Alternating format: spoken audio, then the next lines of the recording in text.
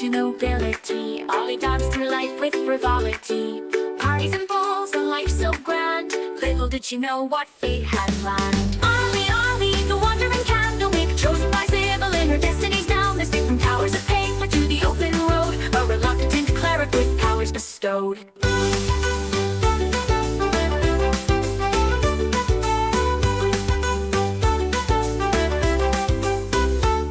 From luxury, thrust into robes, surrounded by tomes and dusty old globes. But Ollie's mind, sharp as a tack, mastered the legalese others did lack. Contracts and bylaws, she knew them all. Her litigious prowess made bureaucrats fall. In mazes of paper would she find a way to bend the rules and save the day.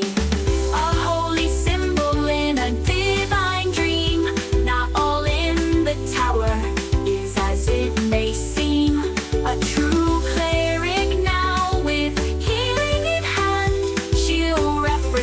the tower across the land. But Ollie sees more than meets the eye.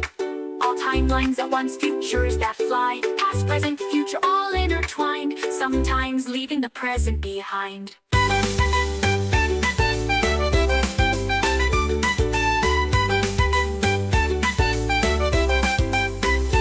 Ollie sees more than meets the eye. All timelines at once, futures that fly. Past, present, future, all intertwined, sometimes leaving the present behind.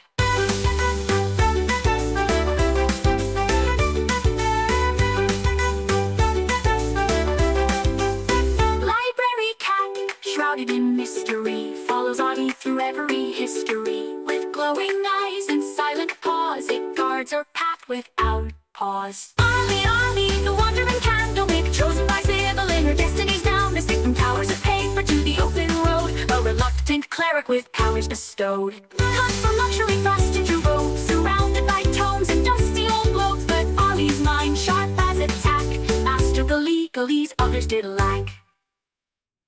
Oh, hoist up the sails, let the winds take a blip. For Thaddeus Turnpike commands his ship. A road on the waves, a sailor so bold, with magical powers and a heart of gold. Behold, Thaddeus sailed the endless sea, with little Boo as wise as can be. Through tempest and tide, they roam far and wide, the Turnpike legacy, their unfading pride. From the mighty Turnpike line he hails, with the lineage of captains braving the gales.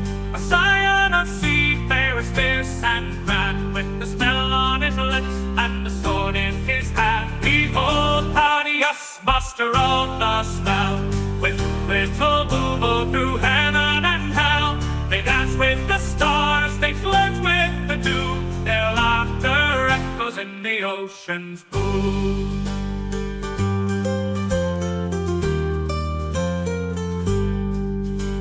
An owl for his mate, little Boo's his name. Together they soar in fortune and fame. With little Boo, his talents wrapped in light, they summon the winds and the stars to their fight. A curse of great power, a gift or a bane, Thaddeus wields it with little to fame. A rogue with a charm, a sailor with flair, he faces each curse with nary a care. Behold, Thaddeus, the sea's arcane knight, with little Boo in the pale moonlight. Through whispers of magic and the salt-laden air, the Turnpike adventure none can compare.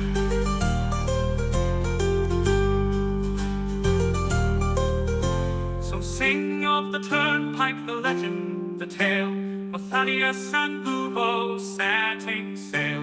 For where the map ends, their journeys just start. The sea's in their blood, magic in their heart.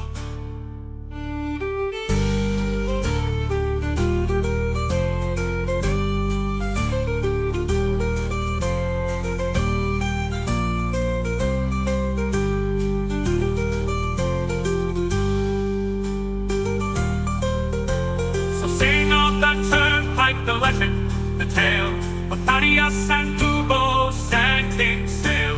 For where the map ends, their journey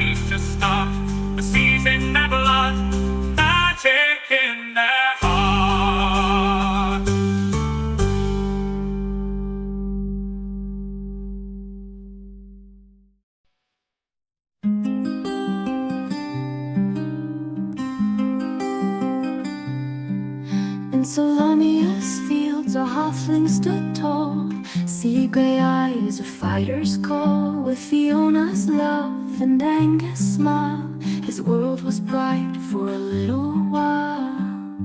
Oh, Harold Grey with list in hand, a promise made, a journey planned. Each task he'll mark, each dream fulfill. For those he's lost, his heart beats still.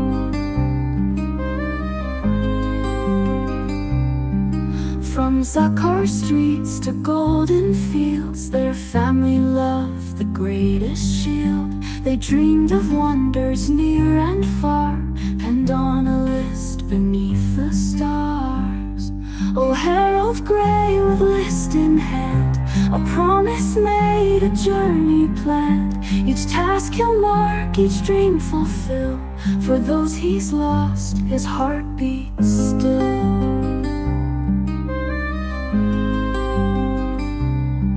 Young Angus fell on distant shore, while Fiona's kiss would come no more.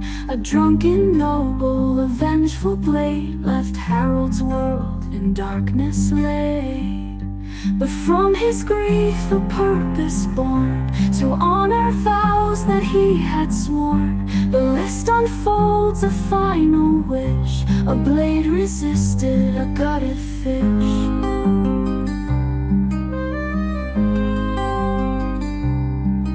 Now Harold roams through joy and strife, to live for three in one short life. From mountains high to oceans deep, this solemn pledge he vowed to keep.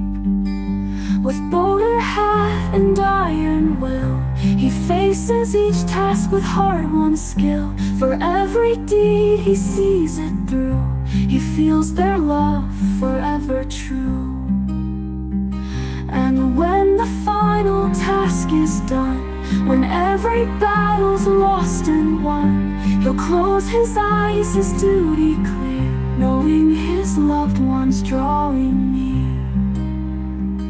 In afterlife they'll meet again, their love eternal, free from pain. The list complete, their dreams fulfilled, a promise kept, a future will. Oh, Harold Grey, your journey's long, but in your heart they're never gone. With every dream that you fulfill, Fiona and Angus are with you still.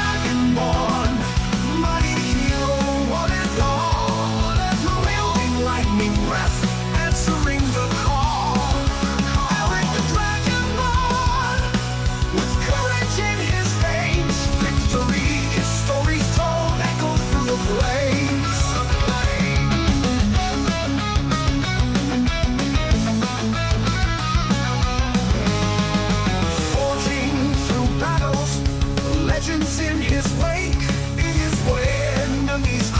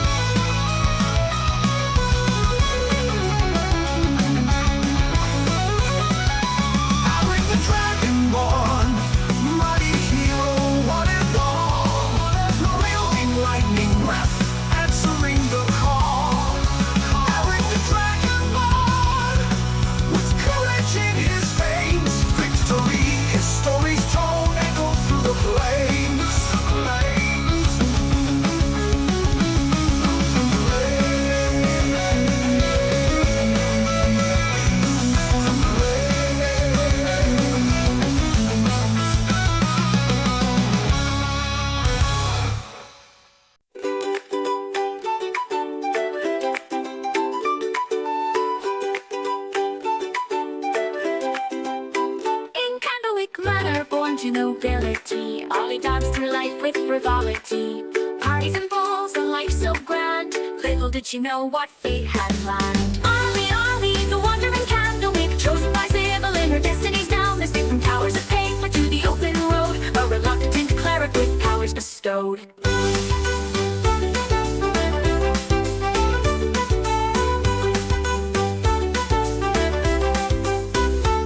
From luxury, thrust into robes, surrounded by tomes and dusty old globes. But Ollie's mind, sharp as a tack, mastered the legalese others did lack. Contracts and bylaws, she knew them all. Her litigious prowess made bureaucrats fall. In mazes of paper would she find a way to bend the rules and save the day. A holy symbol in a divine dream. Not all in the tower is as it may seem. A true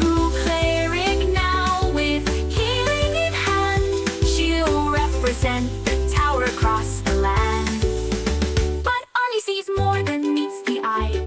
All timelines at once, futures that fly. Past, present, future, all intertwined. Sometimes leaving the present behind. But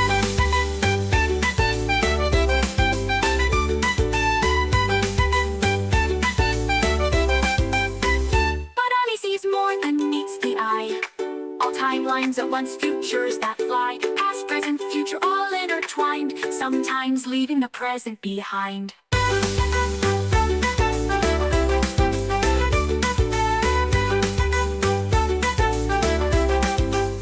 Library cat, shrouded in mystery, follows Ollie through every history. With glowing eyes and silent paws, it guards her path without pause. Ollie, Ollie, the wandering candlemaker, chosen by Sybil in her destiny's down. Escaped from towers of paper to the open road, a reluctant cleric with powers bestowed. Cut from luxury, thrust into robes, surrounded by tomes and dusty old globes. But Ollie's mind, sharp as a tack, mastered the legalese others did lack.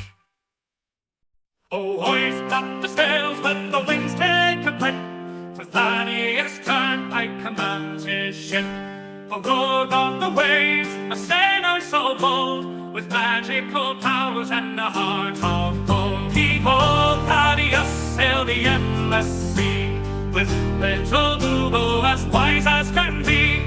Through tempest and tide, they roam far and wide, the Turnpike legacy, their unfading pride. From the mighty Turnpike line he hails, with a lineage of captains braving the gales. A scion of seafarers fierce and grand, with the smell on his lips and the sword in his hand. Behold, Thaddeus, master of the spell, with little Boo-Boo through heaven and hell. They dance with the stars, they flirt with the dew, their laughter echoes in the ocean's blue.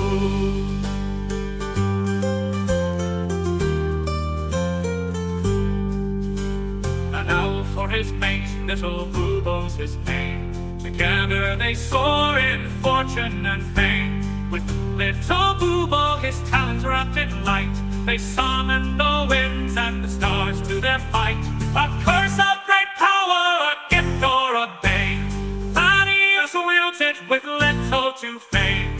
A rogue with a charm, a sailor with flair, he faces each curse with nary a care. Behold, Thaddeus, the sea's arcane knight, with little Boo-Boo in the pale moonlight. Through whispers of magic and the salt-laden air, the Turnpike adventure none can compare.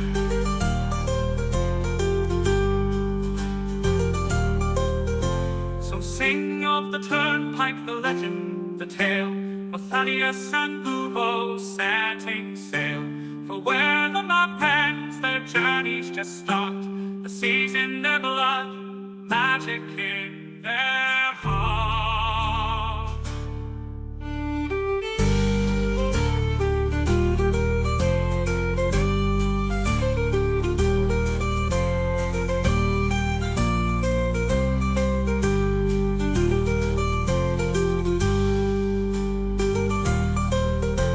So sing of that Turnpike, the legend, the tale, of Thaddeus and Boo-Boo setting sail. For where the map ends, their journey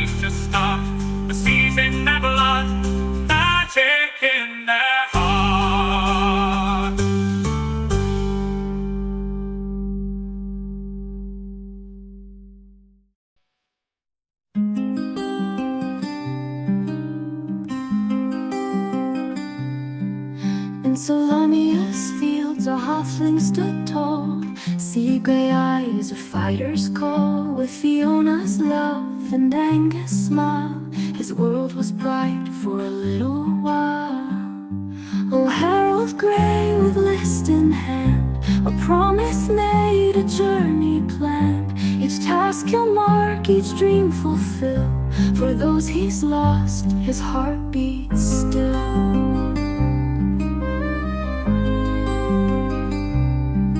From Zakar streets to golden fields, their family loved the greatest shield. They dreamed of wonders near and far, and on a list beneath the stars. Oh, Harold Gray with list in hand, a promise made, a journey planned. Each task he'll mark, each dream fulfill. For those he's lost, his heart beats still.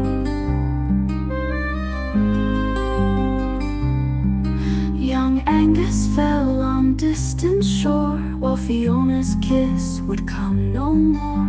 A drunken noble, a vengeful blade, left Harold's world in darkness laid. But from his grief a purpose born, to honor vows that he had sworn. The list unfolds, a final wish, a blade resisted a gutted fish.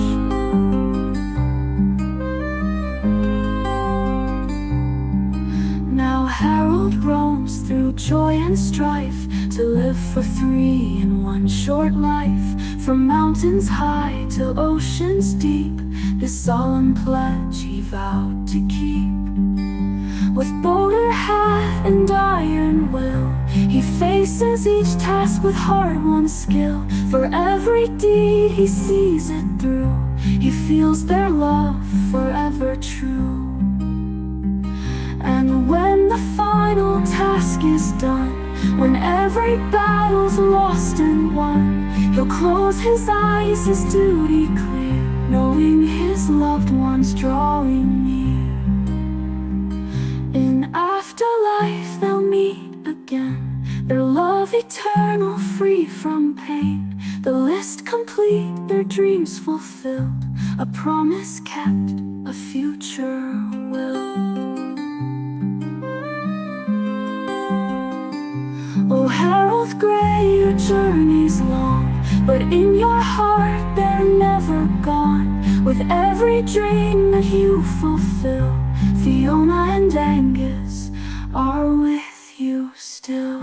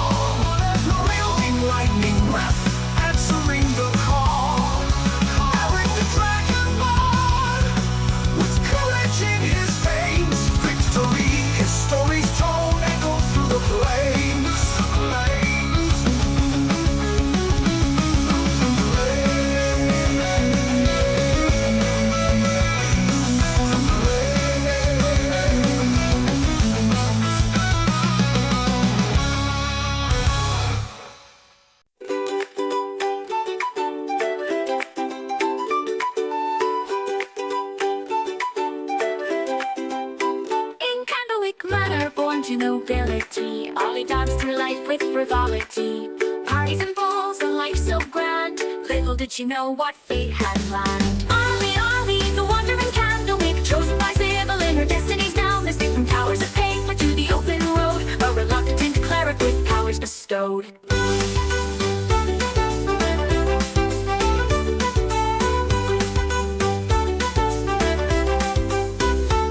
From luxury, thrust into robes, surrounded by tomes and dusty old globes. But Ollie's mind, sharp as a tack, mastered the legalese others did lack. Contracts and bylaws, she knew them all. Her litigious prowess made bureaucrats fall. In mazes of paperwork, she find a way to bend the rules and save the day. A holy symbol in a divine dream. Not all in the tower is as it may seem. A true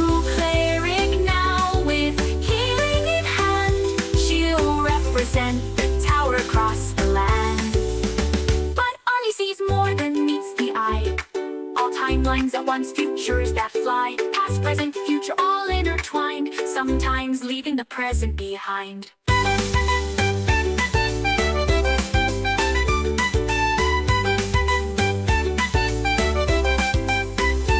Ollie sees more than meets the eye.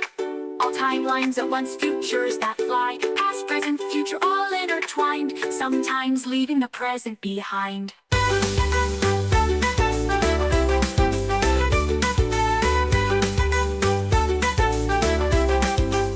Library cat, shrouded in mystery, follows Ollie through every history. With glowing eyes and silent paws, it guards her path without pause. Ollie, Ollie, the wandering candlewick, chosen by Sybil in her destiny's now. Mystic from towers of paper to the open road, a reluctant cleric with powers bestowed. Cut from luxury, thrust into robes, surrounded by tomes and dusty old globes. But Ollie's mind, sharp as a tack, mastered the legalese others did lack. Oh, hoist up the sails, let the winds take a clip. For Thaddeus Turnpike commands his ship. A rogue of the waves, a sailor so bold, with magical powers and a heart of gold. Behold, Thaddeus sailed the endless sea, with little Boobo as wise as can be. Through tempest and tide, they roam far and wide. The Turnpike legacy, their unfading pride. From the mighty Turnpike line he hails, with a lineage of captains braving the gales. A scion of seafarers fierce and grand, with the smell on his lips and the sword in his hand. Behold, Thaddeus, master of the spell, with little Boobo through heaven and hell. They dance with the stars, they flirt with the dew, their laughter echoes in the ocean's blue.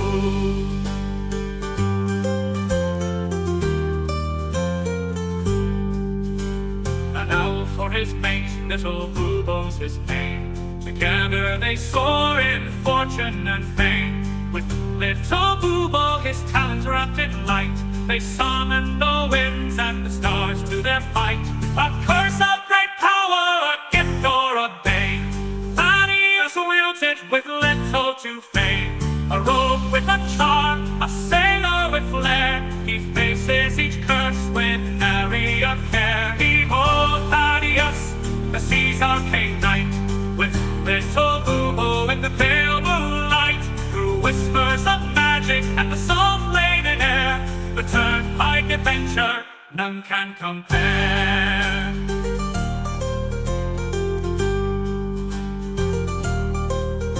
So sing of the Turnpike, the legend, the tale, of Thaddeus and Boobo setting sail. For where the map ends, their journeys just start. The sea's in their blood, magic in their heart.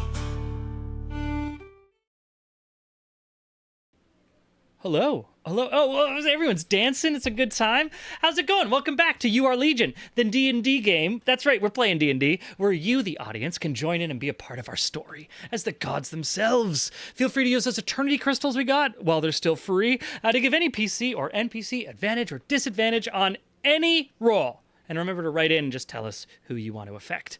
My name is Coy. I'm going to be your game master today, and I'm joined by some faces you may recognize. We have Michael Keane playing as the halfling Harold Gray, Sam Gilroy as the noble pirate wizard Thaddeus Turnpike. What is fantasy without a noble pirate wizard? It's just, Sean Boyd as the noble... Yeah, he's noble in spirit. Blue Dragonborn, Aelric Tiamaticus. And Claire Hogan is not joining us today. Our heart goes out. She's just recovering from a little illness. So we'll be seeing her next session. But we are going to come back to Season 2, Episode 26. No More Pudding, Please. That's the title. And let me get started here. If you have ever felt like time is slipping by, going too fast, my advice is do some exercise. Go for a run, do a few push-ups, maybe some yoga. Time is going to slow down real fast. Such is how our party must feel as we enter our 4th session of combat within the petrified heart of the god Havoc, battling amorphous, malicious black puddles of acid and death. But not all is bad news. For Aelric has recovered the 2nd segment of the 7-section staff, the reason he and his compatriots are even in this twisted titanic corpse, drifting amid the eternal distance of the astral sea. And so, without further ado, I think we should return to combat. And we are in the middle of a long combat, round 14. It's almost 2 minutes. Speaking of time slowing down, we're going to go back to our little tiny baby black ooze right next to Aelric right here. And Aelric has just grabbed the section of the staff and put it in his belly there. And this little ooze is going to try to disengage. This square, I believe, is still web. Is that right? I think we've marked out this web effect.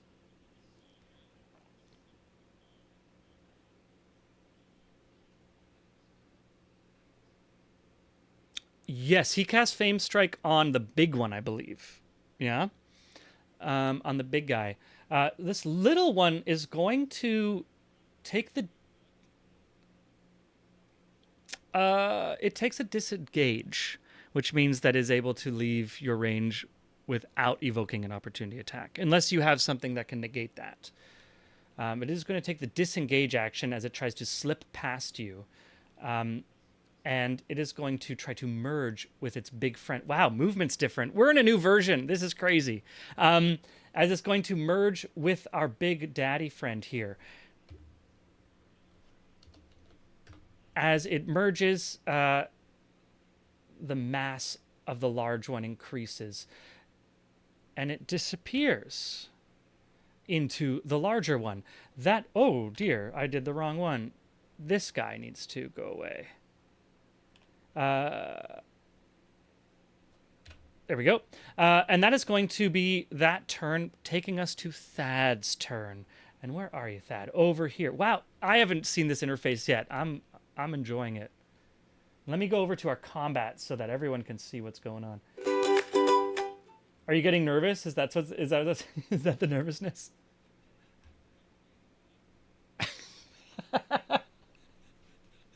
Use it. The classic actor note. Use it. Use it, Mr. Boyd. Use it, Mr. Tiamaticus. Strong words. You're always playing make-believe in my mind, Sean.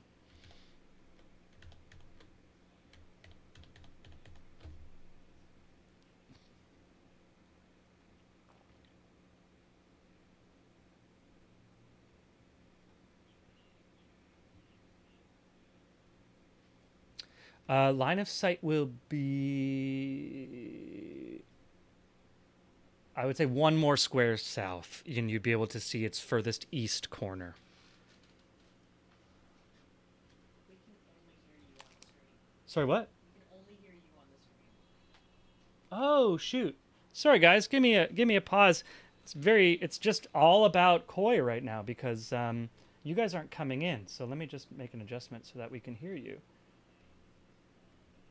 Checking my microphone. How embarrassing. Check. Do we know as a party that we can only kill it with fire yet? Well, I think we just witnessed Thad do damage on it and it didn't regenerate.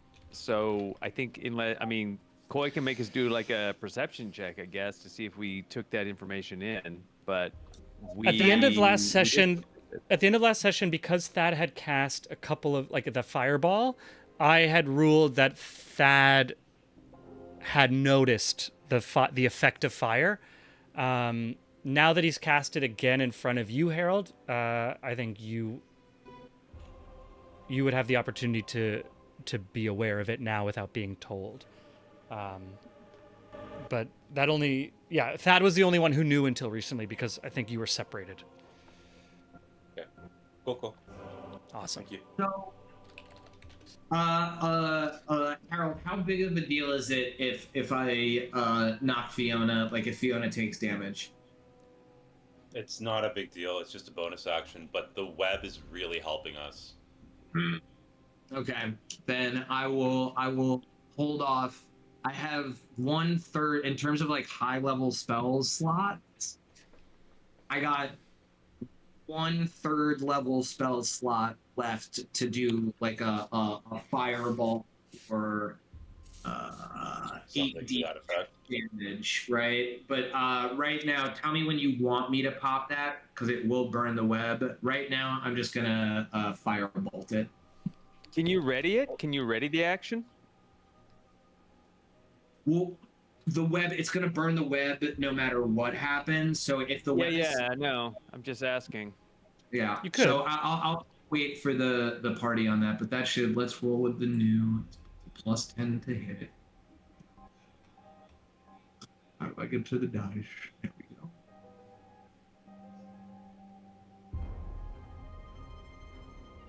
Sean, I just remembered you have an ability as a fighter that allows you to learn about your enemy when you are observing them for at least 1 minute. We have now been in combat for over a minute. So I would ask that you review what you're allowed to ask for, and your turn is next. You can ask for information from that feature and remind us of the rules when we get to you. Yeah, know your enemy. So Sean, Okay. Sam, you rolled. That's he witnesses me hitting him with a natural 20 is what Oh! that would be. Nat 20. Damn. Critical hit with the firebolt. Love it. So that's going to be 30 damage before I roll. Damn. Because I'm level 11 now, and that's how cantrips scale. So Right, it's 3D. yeah. And then, so it's just straight up 30. And then where's So powerful. Wow, cantrips get crazy powerful. 16 on top? 46 total? Yep. Killer.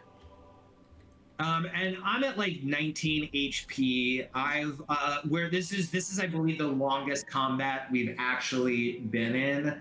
And this time, instead of just like, you all see me cast fire. In fact, I cast fireball last turn. This time, when it comes out, there's like the shadows, like my shadow of whatever light you're casting disappears for a second. And it's not that the firebolt has shadow. That wouldn't make sense. There's like oil. It's somehow more like an oil fire this time rather than like a straight up fireball as that crit happens. Crazy. Cool. And as it hits this giant black ooze, like it burns like that kind of invisible flame from gasoline, but it also cauterizes the surface. This ever undulating surface hardens and crusts, and you can see it like affecting its capacity to move. Some of it sloughing off, some of it being back into the ooze, but clearly dealing a lot more severe damage that it cannot react to or regenerate from. Anything else on your turn, Thad? Oh, I still have movement, so I'm gonna keep on doing what I've been. Select. Boom. Pop in, pop out. I'm gonna get back to fresh air, and I go, and I breathe back in after holding my breath from the spell casting. The exhale. Amazing. Yeah, stepping back out of this I want to say high production value, but I think this is more like BBC Two production value. So it's just like a smog screen with a little bit of food coloring in it or something like that they'll find out is carcinogenic in 40 years. That being said, let's move on to Aelric, top of round 15. Aelric, you have Know Thy Enemy. We have never used this ever in our campaign. Explain what it does and explain what you're looking for, because I think, yeah.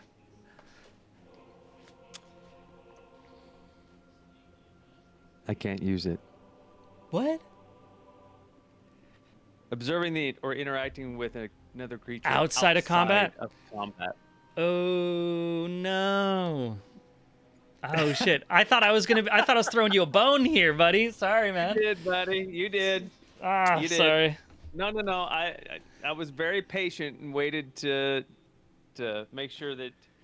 That was not me trying to do like a pull the 100%. football away from the Charlie Brown here. No, it's totally fine. It's totally fine. I get it. I mean, you can homebrew it, but yeah, that's what it just said. Also, Vicavar said everything just froze for Vic on the Twitch. My stream says we haven't dropped any frames. Yeah, it's still good on mine.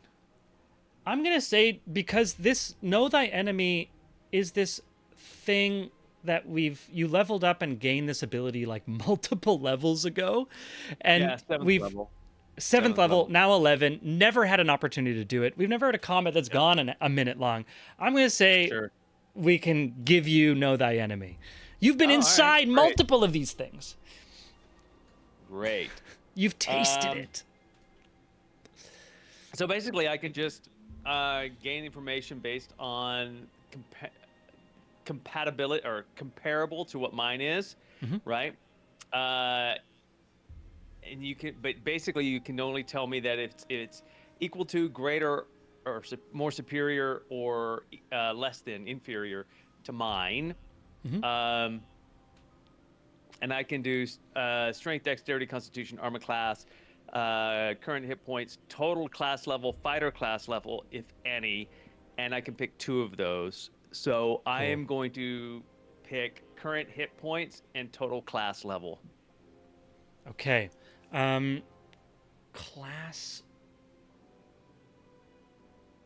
Class level, I think, is a PC thing. Am I misunderstanding class? It just says total class level. Yeah. Class.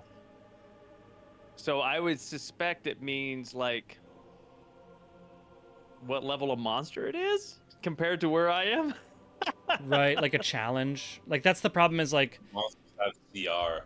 Yeah, monsters have this thing called a challenge rating, which is a different scaling. Okay, to... so I should pick something else then. All right. Yeah. Not helpful. Well, really, I don't have anything else that I mean armor class, but I think we're all dinging it really good. So current hit points was your first one, right? The first current question? hit points. Yeah, current hit points. That's the only That's the only one that's actually kind of usable then.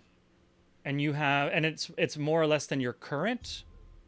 In regard, let's see. DM tells you if you're equal to or superior in regard of your characteristics. No, just compared to my own. Total? Yeah. Total, it's more hit points than you. Jesus Christ. Okay. All right. Its total is greater than my total. Yeah. In my max, right? That's what you're saying. Yeah, exactly. Yeah. Its max okay. is greater than your max. Yeah, its max is greater than my max. Also, I don't know. I mean, to be fair, you sitting at 5 hit points, its current is greater than your current. Well, that's very true. But my max too. But your max, yes, yeah. Yeah, I mean, Vicavar said also challenge rating, but I mean, unless there's a comparable way to get that from what I see here, it just doesn't. There's nothing else really of benefit. You know what I mean? You can ask about any of the attributes if you're interested. I mean, strength, dexterity, and constitution. I don't know. I mean, I think the reason, to be fair, like, and this is just like for future uses, the most valuable thing around like strength, dexterity, or constitution for you to know would be if a spellcaster is doing something with a saving throw, right? Yeah, 100%. I mean, I don't know, guys or Twitch, do you have anything that you'd like me to ask? I don't know. I don't know what else would be useful off of that. Do you want to know strength, dexterity, or constitution? Anyone in the party have Or an armor opinion? class? And you can't understand wisdom or intelligence, eh? No, it's just those three. Because it's a fighter ability. Yeah, yeah. Hey now. Because it's comparable to my own. Everything is comparable to my own. So, I mean, again, yeah, I think the only other thing I was hoping for was its level. So, I don't know. So, okay, in that case, what I will do here, let me just That's move okay. over. Let's just move on. It's totally fine. We can move on. I will tell you the challenge rating of this enemy. Challenge rating 17. Oh, that it's in lieu of its total class level? Yeah. Okay. Great.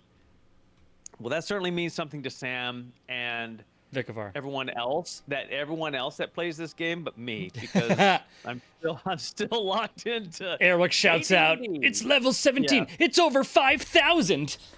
That's Yeah. right. It might as well be 1,000,000 though. But Vikavar had a pretty strong reaction, which means I should have a strong reaction. So Yeah. This is where the acting comes in, Sean. It's you have no reason as a player. Like, I think that if you only read the player's handbook, you would have no idea what a CR is, like what a challenge rating is, how it functions, or how it operates. yeah. Sure that the dungeon map. I think you would need the monsters manual probably. Yeah, probably. The Dungeon Master's Guide has a rough thing. Like, at this point, there's online calculators that will help you out. But it's also like the CR rating is based on the way that D&D is designed is that you go through multiple combats per long rest, which our party Gotcha. doesn't do because we do really slow combat. So the CR rating is based on the idea that like you'll have 3 or 4 combats per long rest. So the balancing is like based on that you might be actually quite tired and depleted by the time you meet some of these characters. You guys always come into your combats like fully ready, which puts it in a different balance. Okay, so Aelric is going to yell out.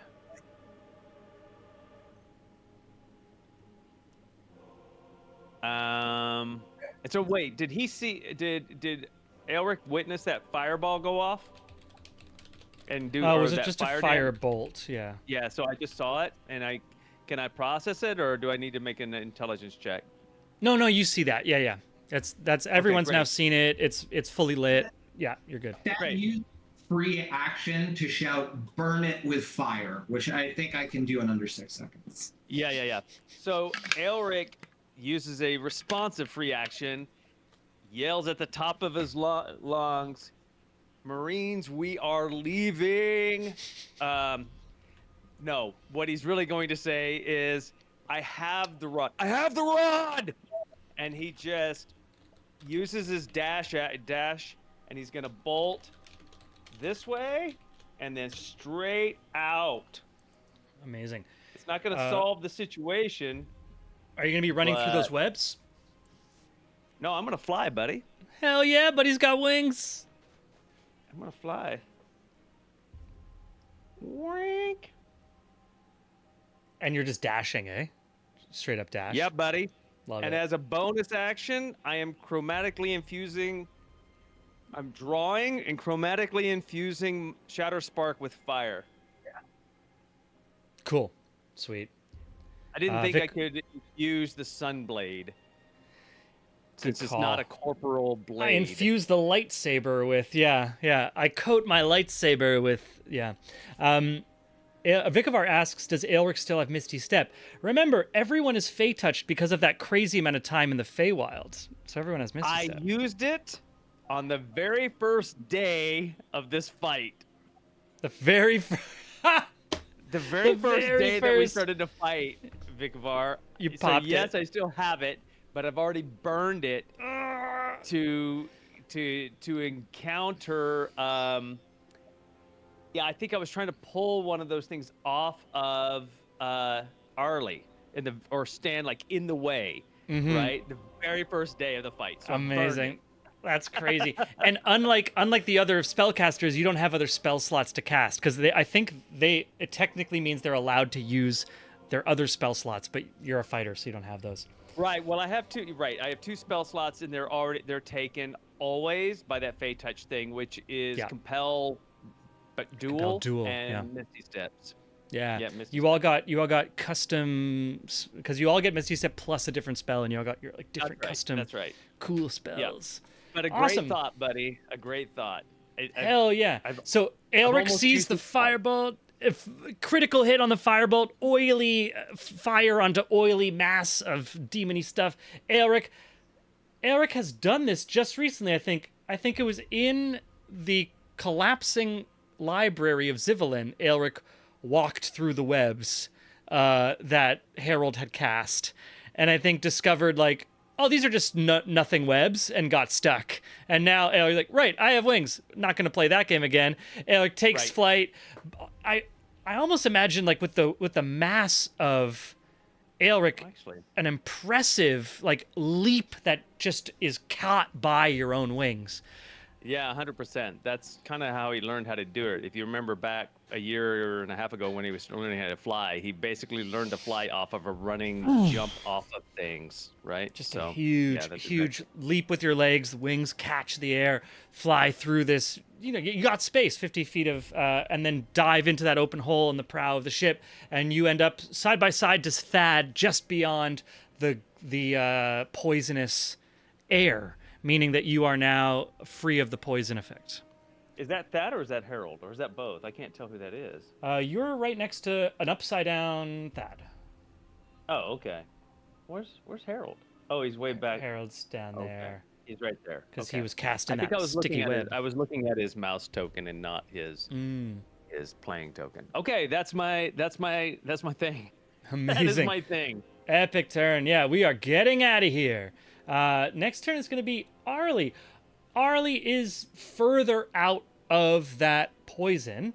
This is going to be a play by committee in terms of what she can do at this point. I can give. How about we do the like. If unless anyone wants to like have her sheet, happy to give over control, or you can kind of ask me what she can do, and we can do it that way. I think that she's the only person who's still like down in the pit, right? Like in the heart. Most of the rest of us are up by the. No, she's out. She's out. She's He's out. out. Oh, is that Harold down there? Yeah, that's Harold. Okay, never Harold's mind. the one that- I got my small Small people. tokens Need confused. some Randy Newman. Everyone should have access to her character sheet so you can review what's going on. She currently has 27 hit points. What's do we have a spell slot to throw the family down, or are we burned out? Ooh, good. I think she's already burned through the family. Like on the very first day. You also got You- Sacred Flame Yeah. for 3d8 radiant plus 5. Whoa, that's radiant though. I'm just checking if she's no. Word of Radiance is radiant damage. I think she has the capacity to do a Spirit Guardians because she has 3 third-level spells. They haven't been tracked. I don't think she cast it once, right? Or did she cast it twice? Just once. So she has 2 third-level spells. Oh no, she cast Mass Healing Word at least once. Or did she cast it Yeah. twice? She cast it at least. I think she cast it once. So that's Maybe 2 twice. third-level slots. But She's in Twitch. You could ask. yeah, if you're It- she has one Is she- 5th level spell slot, she says. 1/5 level? Yeah. Yes, indeed. Cool. So we could drop spirit 5th level spirit guardians like right on the webbed area. They follow her, I think. No, oh no, they don't. No, they follow her. They're follow centered her. on they're centered on her. Got it. I'm thinking, what spell am I thinking of that drops like a stationary thing that attacks anything that comes near it? There are some. You're thinking yeah. of Spirit Guardians. But it follows apparently. Spirit think it Guardian says followed. it. Well, it says. I Let me don't read think it. it follows. They flit around you at a distance of 15 feet for the duration. When you cast the spell, you can say who's affected or not affected, but it seems like it's 15 feet radius from the self. I'm probably thinking of a Baldur's Gate 3 scrambled everybody's brains. Let's just Right? like Just enough. You're like, ah. let's just throw that out there. I'm probably thinking of something from that because it's the only time I've ever played a cleric. It's spirit something else, says Vikavar. Yeah, I it's mean, something with spirit. yeah. But if we have a confusion, probably won't do scrying, hollow commune. I mean, is it better to just heal us? Can certainly talk. Like, we can play that Arlie's asking in terms of advice for what to do. I mean, Elric's almost smoked. I mean, he's down to 5. I'm down to 5. Okay, Right. so I then think Arlie would we could- cast healing.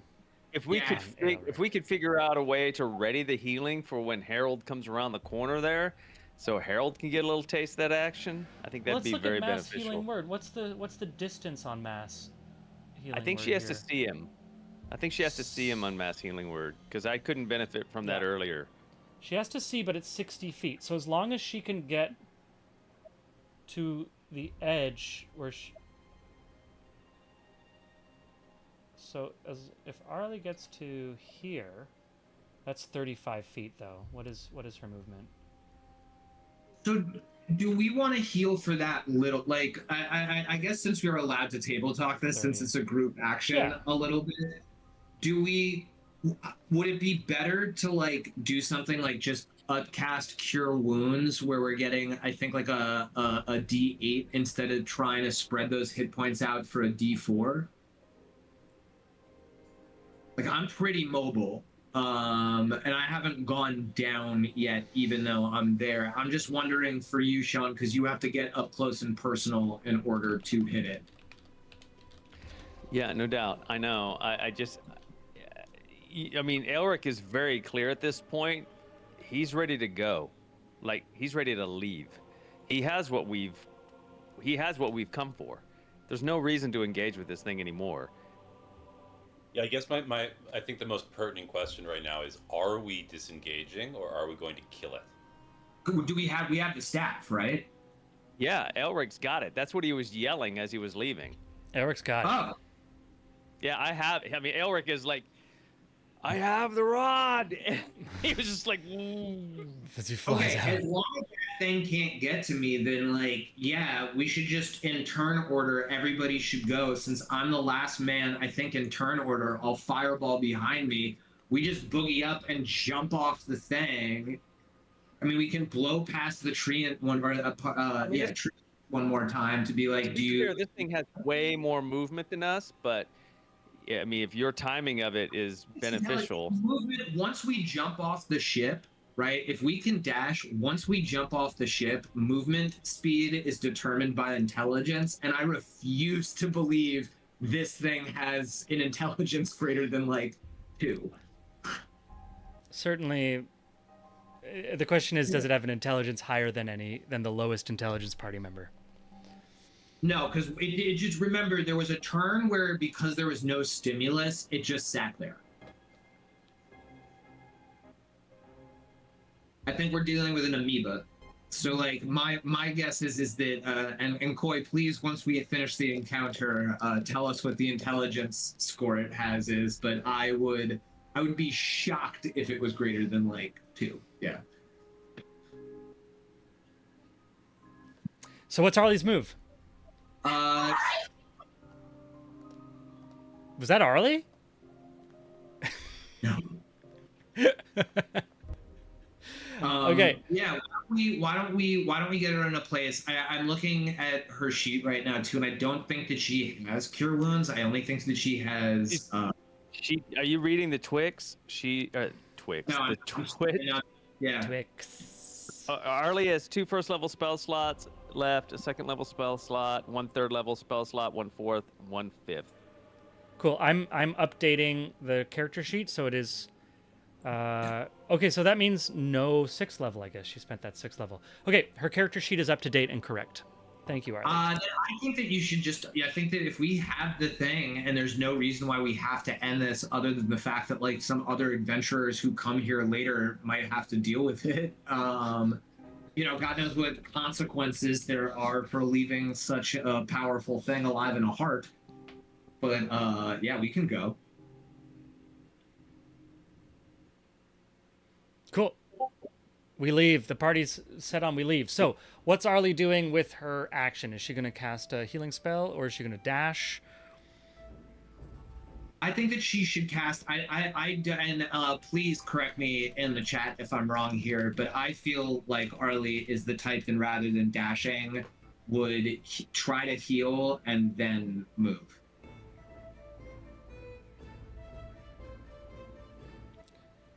Try the healing action. Yeah, like I think that I think that she would heal us and then Cool. run, Yeah. not dash, even if we were shouting I would move. agree. Yeah, yeah, I would she agree. was. It's true. Cool. Yeah. So I'm gonna Yeah, cast. especially with Elric looking as grim as Elric has ever looked. Yeah, if Elric is looking as grim as he's ever looked, I am going to say she probably won't cast a first level spell for healing. So, If we're burn that fifth, I'd write like let's say burn the fifth. burn level the fifth. healing Roll. word. 18. So Elric heals 18 as Arlie reaches out, speaks a healing word. And the vitality of knowledge fills Elric, feeling learned and like you could do another couple push-ups. Incredible. She loves her friends. It's true. Amazing. That's going to be... And Arlie's going to move further away towards the edge. Basically, she has to move up a deck to get to a place where she can jump out. Actually, no. Because the ship is broken in half. She does not have to go up a deck. You have to go out the broken part. Which is going to take us to Harold's turn. I think Harold agreed he is leaving with everyone else. Bogey with everyone else. So I'm going to say He would dash. He'd be using that and dash out. and everything else he can possibly do, probably. He'd probably Misty Step and then dash. Or vice versa. Like he'd get like way out there. You could be real anime with it because it's a bonus action and the action to dash, so it would be like 30 feet plus whatever his doubled. I love that. Let me just do one little check here to see, because I'm not sure if he cast... Oh, he has spells to cast, I believe. Or no, I'm looking at the wrong... I'm looking at the wrong character sheet because it isn't up to date yet. I don't think For sake of cinematics, we're gonna have all you guys rush out, leaving Harold kind of... I feel like Harold's gone through this fight feeling a little bit left out. As everyone moves to other locations wherever he is. But as soon as he gets in the room, everyone's like, yeah, we're gone now. Totally, everyone pieces out. Harold says, all right, if it's time to leave, we leave. He takes the dash. He takes sprints out of the smog that you're standing next to, Thad. Takes a deep breath as he does. Dashes to the edge of the tattered, splintered hull that is open into the astral sea. And then with his bonus action, casts Misty Step, firing himself 30 feet up and away from the ship, ending his turn 30 feet away from the jump-off point. That is going to end Harold's turn. And in this last action of the Black Ooze, before everyone else is able to actually get away, this is our last thing it can do. It is going to, because it is an ooze, squeeze through the small spaces between the deck boards that you're able to see through as well. That was the balance we had. And it is going to move towards you. I am going to need, because it can fill both of your locations, I will need a DC 20 saving throw from Aelric and Thaddeus. This will be strength or dexterity as it tries to... Ficovar, you're so right, damn you. I hate this correction. First it has to pass a saving throw to see if it can get past that web. You're too good, Vicovar. You're too good. Keeping me honest. I love Keen it. would have been there for that. He So would have. thank you, He would Vicovar. have. So it has to. I think it's a Dex. Let me do the web spell. Web spell. It is starts his turn. Dex saving throw, and I believe the Dex saving throw is 15 for Harold, if I'm not mistaken. This is a big roll. It gets a -2. It rolled a 1, -3. So it reaches towards the deck boards, gets onto the outer hull. This is a broken and battered hull that has like cracks and stuff.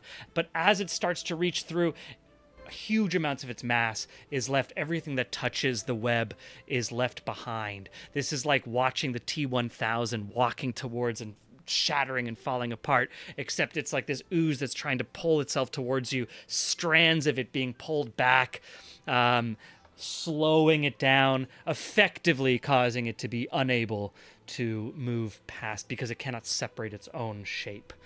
So it is trapped in that position, and it can only use its action. Now, it can use its action to use a strength check. It is going to do that now. 13.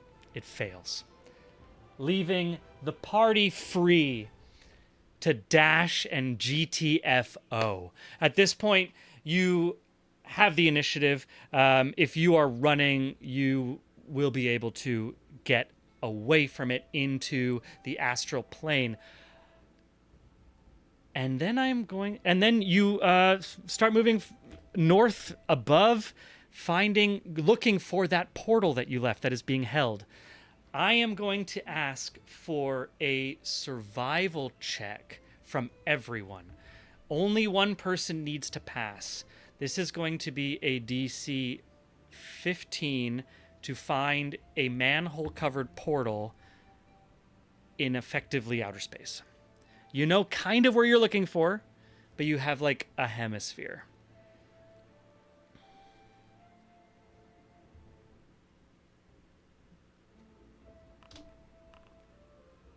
Elric, you are leading point. All of a sudden, things have clarified. You have exactly what you need. You know exactly where you need to go. It is time to exfiltrate. With that 18, Wow. this is not necessarily keeping you alive. Wisdom Let's saving just throw. celebrate That. A Boom, wisdom saving baby! throw. When you need it. This is how you get out. This is what you call a tactical retreat. And the best part about the most important part about a tactical retreat is you know where you're going to. That's the important thing, not where you're going away from. And Elric, of course, remembered. He made a very clear, I think, basically the way I treat this 18 is that every time you landed at a specific point, you were constantly going back and triangulating and being like, where is that point? I need to remember where that point is. We will need this. And so as you get out, you're like, guys, I know where we're going. I don't even have to look. I knew exactly when we went under deck where we would have to go. Eric leads the whole party. At a certain point, Thad can start spinning circles around everyone. But Elric is the leader in terms of navigation. You are able to get to the portal, and you are able to pass yourselves through into the sanctum, the sigil sanctum. And I'll bring us back there. This is incredible. Oh my god. I'm a little stressed out. This is kind of crazy. I know this is a very short first half, but because we just did a big shift, I'm going to say we're going to take our little bio break now. It is 8:40, so we'll be back just before 9 o'clock to have a last hour of play out of combat. Congratulations, everyone. That was way too much. All right. We'll be back with you. What was its intelligence? Oh, what was its intelligence? Its intelligence was a 6. Whoa! Okay. Yeah. Actually, if you're interested, before we go on break, I'm happy to talk about this baddie if you're interested on air, because Yeah. Just quickly, what technically was it? Cool. Let me change our sound because we're now out of combat, and I like to get back to basically what is like become our theme music. What it was. So we're running the Vecna Eve of Ruin module, but of course we're running it as specific as I ran the last module, which is like very, very lots of homebrew. The enemy that you were facing in this was called a Hertilod. Hertilod. The description is when a dead god is left adrift in the astral sea, its corpse sometimes spawns a parasitic monster known as a Hertilod. Voracious and terrifying, it resembles a skinless serpentine lizard with sharp claws and a gaping maw that drips venom. Its gruesome exposed muscles render it susceptible to lightning. Now, I took that and I combined its stat block with a black pudding, which is a CR5 enemy. So the Hertilod is able to consume, it's able to bite and swallow creatures, and the black pudding is able to engulf. So I combined those two abilities, I added the higher DC, and I provided the option to do strength or dex. But effectively, I removed the claw stuff. I kept the legendary resistance stuff. So I upped the black pudding to be the CR level of the Hertilod, and changed the Hertilod to have the kind of physical traits of the black pudding. The black pudding is immune to lightning and slashing damage, but when it receives those damages, it splits. And I was really interested in what our lightning slashing fighter was going to do.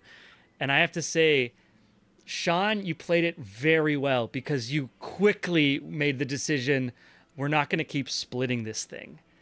And with the regeneration every turn, a lot of little guys could have become a big problem very fast. So you made a very, very good call to say, let's not add problems.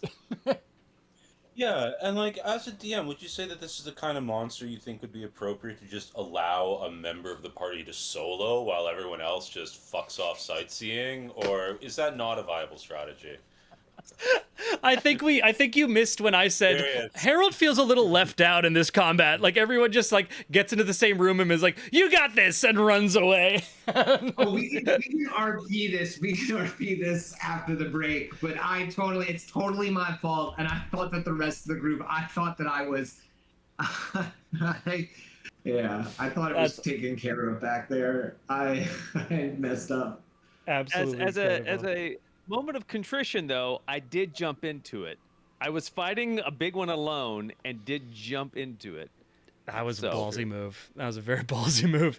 And that's what got you the piece, I think. Very clever. Awesome. All right. We're going to take our break. We'll be back at 9 o'clock. Thank you so much for hanging around. We're going to end hard at 10 today. So we're going to have one more hour of RP after this epically long, insanely never-ending battle. Bye. Bye.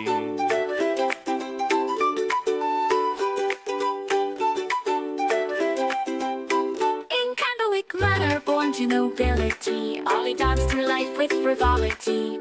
Parties and balls, a life so grand. Little did she know what fate had planned. Ollie, the wandering candlewick, chosen by Sybil in her destinies now. Mystic from towers of paper to the open road, a reluctant cleric with powers bestowed.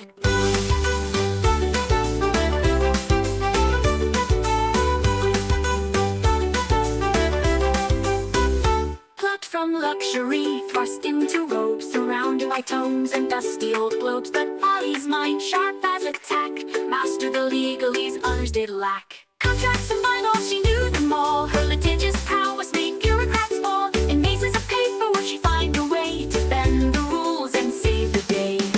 A holy symbol in a divine dream. Not all in the tower is as it may seem. A true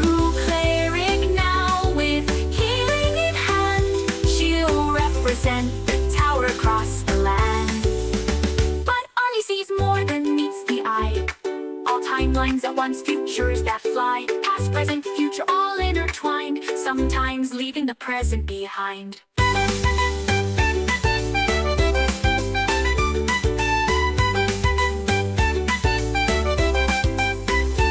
Ollie sees more than meets the eye.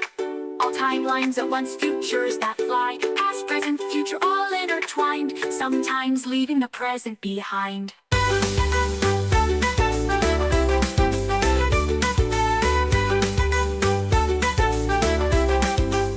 Library cat, shrouded in mystery, follows Audie through every history. With glowing eyes and silent paws, it guards her path without pause. Ollie, the wandering candlewick, chosen by Sybil in her destiny's bound, escape from towers of paper to the open road, a reluctant cleric with powers bestowed. Cut from luxury thrust into robes, surrounded by tomes and dusty old globes, but Ollie's mind sharp as a tack, mastered the legalese others did lack. Oh, hoist up the sails, let the winds take a clip. For Thaddeus Turnpike commands his ship. A rogue on the waves, a sailor so bold, with magical powers and a heart of gold. Behold, Thaddeus sailed the endless sea, with little Boobo as wise as can be. Through tempest and tide, they roam far and wide, the Turnpike legacy their unfading pride. From the mighty Turnpike line he hails, with the lineage of captains braving the gales. A scion of seafarers fierce and grand, with the smell on his lips and the sword in his hand. Behold Thaddeus, master of the spell, with little Boobo through heaven and hell. They dance with the stars, they flirt with the dew, their laughter echoes in the ocean's pool.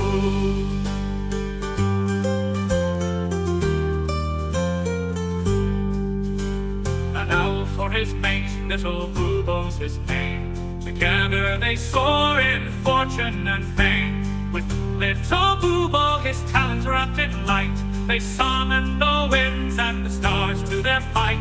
A curse of great power, a gift or a bane, Thaddeus wields it with little to fame.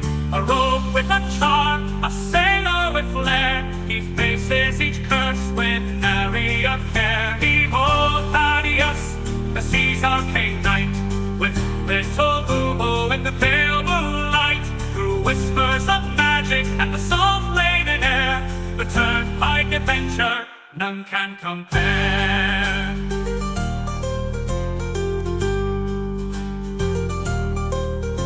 So sing of the Turnpike, the legend, the tale, of Thaddeus and Boobo setting sail. For where the map ends, their journey's just start.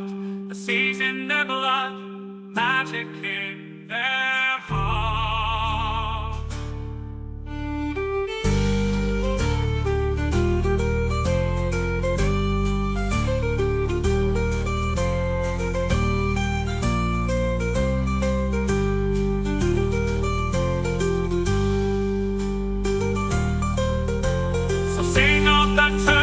The legend, the tale, of Thaddeus and Boobo setting sail.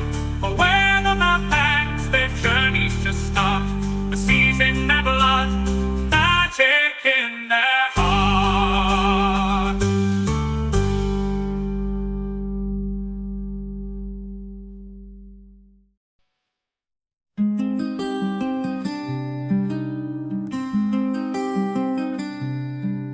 In Solonia's fields a halfling stood tall, sea grey eyes, a fighter's call. With Fiona's love and Angus' smile, his world was bright for a little while. Oh, Harold Grey with list in hand, a promise made, a journey planned. Each task he'll mark, each dream fulfill. For those he's lost, his heart beats still. From Zakar streets to golden fields, their family loved the greatest shield. They dreamed of wonders near and far, and on a list beneath the stars. Oh, Harold Grey with list in hand, a promise made, a journey planned. Each task he'll mark, each dream fulfill. For those he's lost, his heart beats still.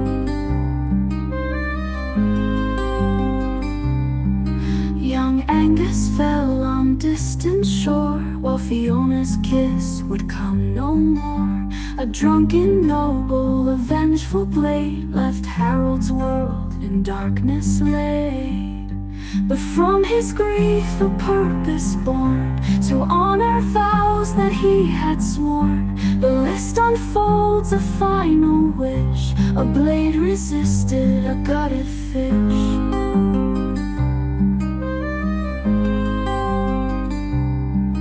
Now Harold roams through joy and strife to live for three in one short life. From mountains high to oceans deep, this solemn pledge he vowed to keep. With boulder hat and iron will, he faces each task with hard-won skill. For every deed he sees it through, he feels their love forever true. And when the final task is done, when every battle's lost and won, he'll close his eyes, his duty clear, knowing his loved ones drawing near. In afterlife they'll meet again, their love eternal, free from pain. The list complete, their dreams fulfilled, a promise kept, a future will. Oh, Harold Gray, your journey's long, but in your heart they're never gone. With every dream that you fulfill, Fiona and Angus are with you still.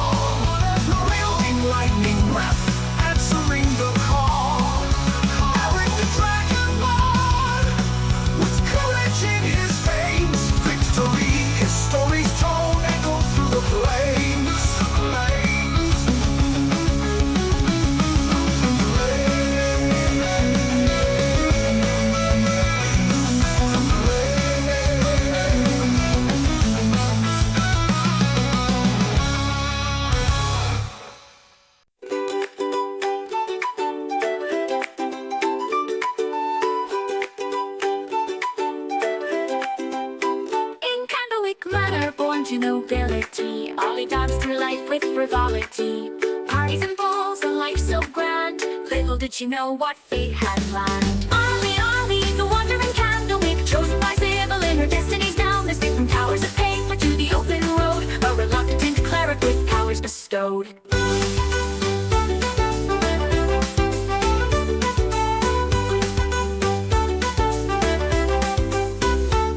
From luxury, thrust into robes, surrounded by tomes and dusty old globes. But Ollie's mind, sharp as a tack, mastered the legalese others did lack. Contracts and bylaws, she knew them all. Her litigious prowess made bureaucrats fall. In mazes of paper would she find a way to bend the rules and save the day.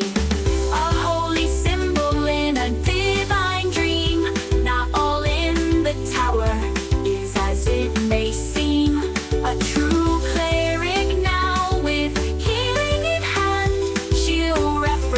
the tower across the land. But Ollie sees more than meets the eye. All timelines at once, futures that fly. Past, present, future, all intertwined. Sometimes leaving the present behind.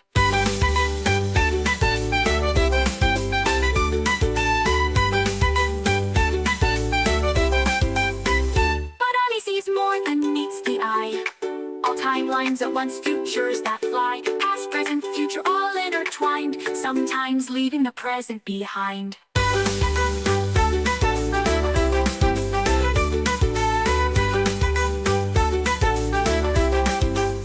Library cat, shrouded in mystery, follows Ollie through every history. With glowing eyes and silent paws, it guards her path without pause. Ollie, Ollie, the wandering candlewick, chosen by Sybil in her destiny's down. Mystic from towers of paper to the open road, a reluctant cleric with powers bestowed. Cut from luxury, thrust into robes, surrounded by tomes and dusty old globes. But Ollie's mind, sharp as a tack, mastered the legalese others did lack.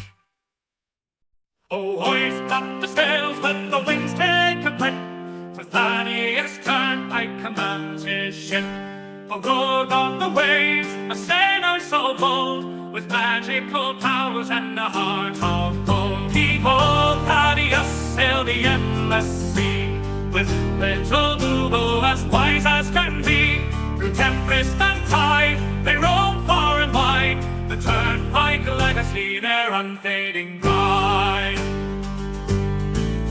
From the mighty Turnpike line he hails, with the lineage of captains braving the gales. A scion of seafarers fierce and grand, with the smell on his lips and the sword in his hand. Behold, Thaddeus, master of the smell, with little Boobo through heaven and hell. They dance with the stars, they flirt with the dew, their laughter echoes in the ocean's blue.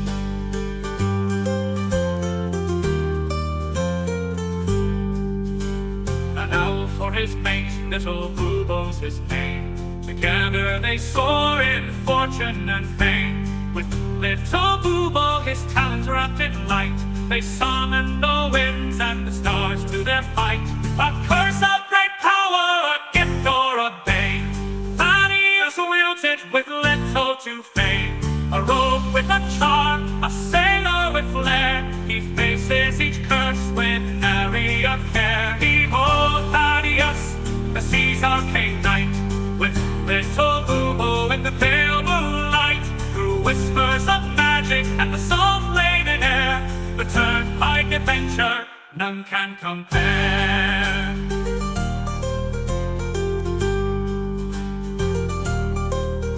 So sing of the Turnpike, the legend, the tale of Thaddeus and Boobo setting sail. For where the map ends, their journeys just start. The seas in their blood, magic in their heart.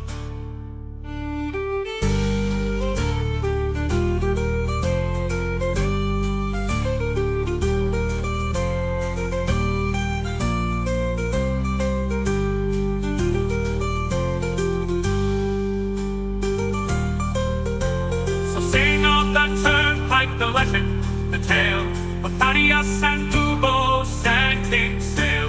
For where the map ends, their journeys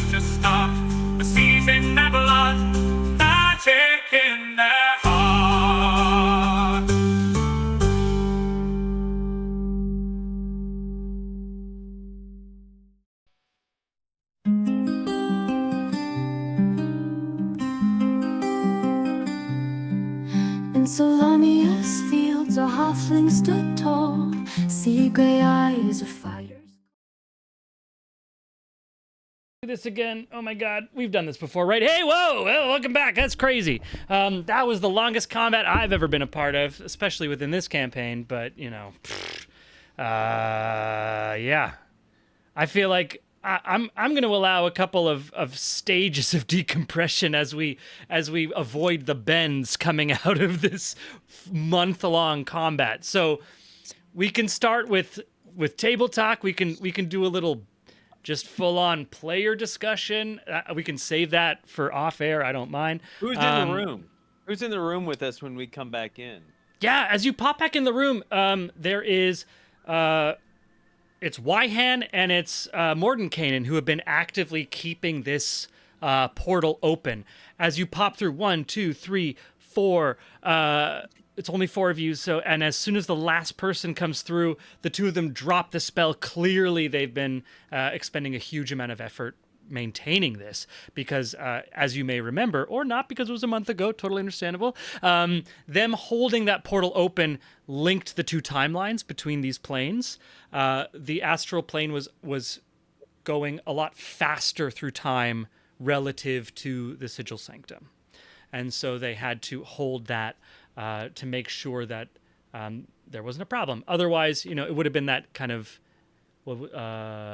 interstellar issue of like going into a gravity well and coming back and like huge amounts of time have passed. So that was the effort there.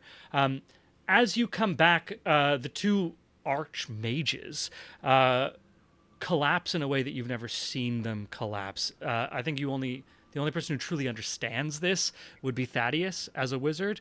This is just the expenditure of all possible energy. If magic is just a representation of one's will on the universe, these two have just been expending all resources and whatever they have and are spent. How big was the portal again? Like a manhole cover. You just like jumped through it. Very small. So like, I just want to make sure that, so just the image before they pass out is perfectly clear, like a bullet, right? Does velocity stay the same? For sure. So like a bullet. I don't know how anybody else is dismounting, but I'm just gonna like shoot through the portal, and I am gonna try to like turn so I land, but when I do, like eventually wherever I skid out to on the ground, I will remain collapsed with the two mages. Okay, so you just kind of collapse. The velocity, you know, and the fact that I'm flying, so I am going headfirst through that portal like a bullet. I am going Elric to does roll. one of those things when he comes through that we had in the last Superman movie when Superman goes and like envelops the child to keep the building from blowing up. So Elric comes out, Arlie right underneath. He just does the thing and just like boom, and then pops the wings and just glides them down to the ground. Love that. Epic. How does Harold pop through the portal there, Keen? Harold comes through the portal, asked as it closes behind him, and he looks and sees Mordenkainen and is there going? Wyhan and Mordenkainen. Yeah, he sees Wyhan and he sees Mordenkainen, these two very, very old beings. So very old. Oh,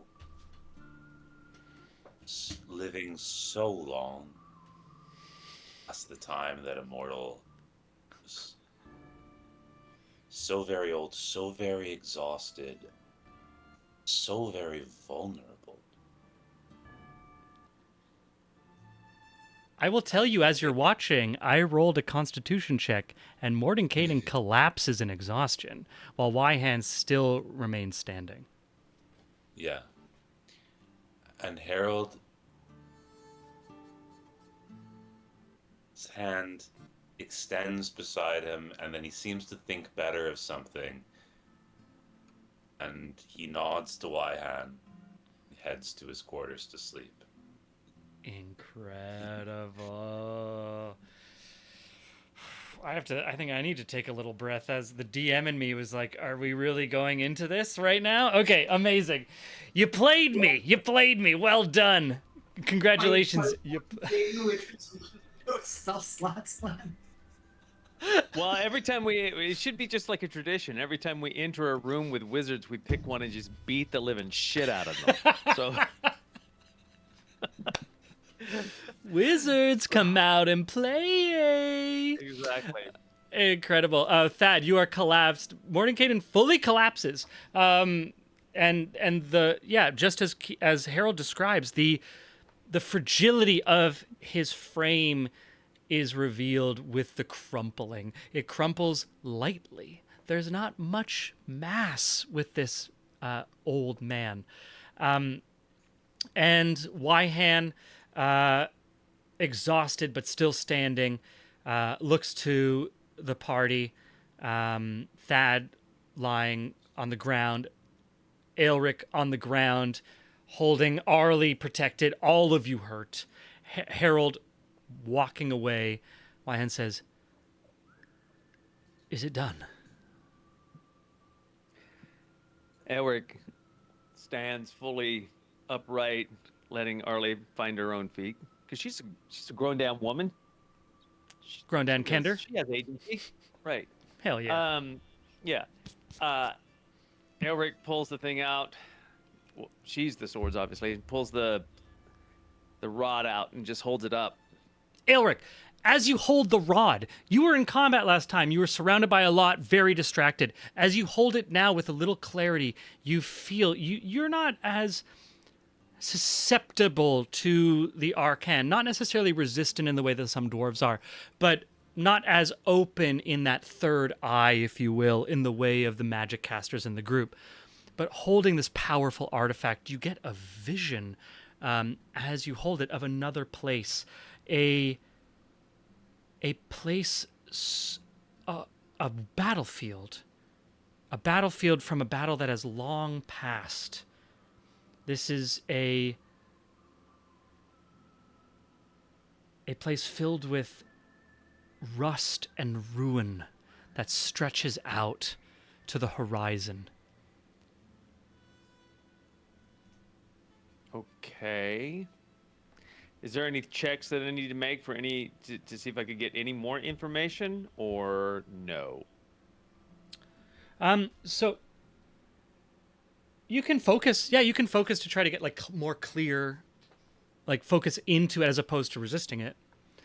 Like I think when I describe your disconnect from magic, it's not necessarily that like you have a embodied, like born with some sort of anti-magic thing. You just have spent your entire life training your mind in a way that focuses it in one direction and also like closes it to another possibility. It's like the best way to focus is to keep your keep the scope narrow, and magic is just this thing that can distract. And so for a warrior's training, you instinctively always kind of keep it off. Yeah. Well, all the other party members have been potent magic users at across the thing, and he's been through some shit lately, so maybe he is more open. Hell yeah! Give me a wisdom saving throw with advantage. Oh my gosh. Okay. It had to be wisdom. That's okay. What do we got there? What did I get? I can't tell what I got. What? 21. Oh, wow. Nat 20. A nat 20. You rolled a 20 and a 6. Nat 20 plus 1. Boom. Nat 20. Okay. Wow. Is that your first like nat 20 on a wisdom? Yeah. Yeah. Crazy. Yeah. Crazy. All right. This is truly like, so Arlie went to hammering people maybe a little bit because of Elric's influence, and so he's staying a little more open now because of Arlie's influence. Love it. I'm just imposing that on Claire's character, by the way. Yeah. I'm so sorry, Claire. Claire's doing a lot of yes-anding today. Let's put it that way. Yeah. A lot of yes and.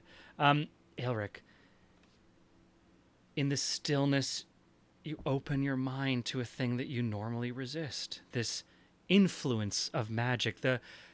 It's just a direction you never choose to look. Not that you're incapable necessarily, but it's almost, I mean, for those of us who've gone to drama school, it's like that tension that you don't realize you have until you really spend the time to release first one layer of tension, then another layer of tension. As you open your mind to this image from the rod, you see, as I said, a war-torn landscape, but torn on a scale much greater than you had even heard in stories. Massive craters, tens, some hundreds of meters across, one on top of the other, exposed bedrock, lifeless, no animals, no scavengers, either of the human or the avian variety. You see evidence of this war, but it's at least a generation old. And the things that fought clearly have been long gone, but there are still skeletons, or carapaces is more appropriate of a word, of, at first it looks like giant machines of war, but then you realize you see these machines are not just carriages, but humanoid forms, some of them covered by dirt, long left or maybe thrown up by the force that created some of these massive scars in the land. Some of these creatures, these metallic carapaces, are human-sized, or at least the pieces of them that remain. All of them now rusted and detritus. But some, what looked like mounds of rust, as you continue to focus in this space, are actually gargantuan titanic figures, long, resting or fallen in the ground. When I say gargantuan, let's see if this will, I'm going to take off my video background and see if I can show you the scale of this. Oh, good Lord. Okay. And if I point to this little red thing, that's a person. Good God. Okay. You are looking on the ruins of war. This could only be, the scale of what you see could be nothing less than a last war. Because if this devastation could reign in this space, then what could contain it? These war-forged creatures, these humanoid carapaces of steel and iron, you recognize a similarity from Legion and some of the Warforgers that you've seen, but they are both more complicated, more purposely created for warfare, and also less complicated. They aren't full of whirring gears and complex minutiae like a watch. They are simple constructions, possibly more animated by magic directly than by the artificial machinations of the gnomes that you've experienced.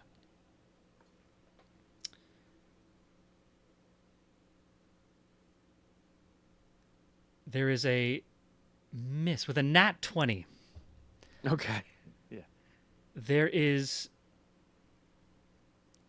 a feeling, a mist almost, that you can't quite see, that almost touches you to your bones. Something in this land has not only poisoned the ground, this war has not only left the ground barren and poisoned, lifeless, but also the magic, the arcanic energies itself have been twisted and torn. Wow. Okay.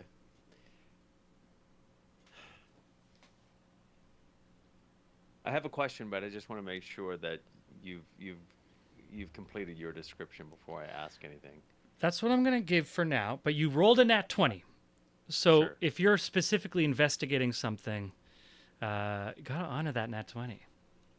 Okay. So you've talked a lot about the context with how Elric has experienced war and war machines. Is there any cross pollination between the Great War that Elric fought in terms of the mechanisms and stuff like that? Anything?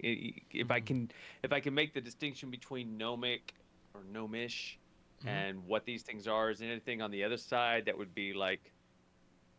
Do you know what I mean? Is there any This is kind of fascinating question. okay? With a nat 20, Elric, Yeah. a student of War yourself, in such a disconnected way, you were raised alone in an empty world that had already long died. You were raised to be a soldier in a land where the armies were gone. So you are both isolate and a part of a greater thing. You understand it. And recently, of course, you've been much more, you haven't been alone. You've been a part of ever growing circles of ownership. And of course, your experience as Elric, the human who had been a part of a veteran of a great war himself. This now represents a triangulation, three experiences.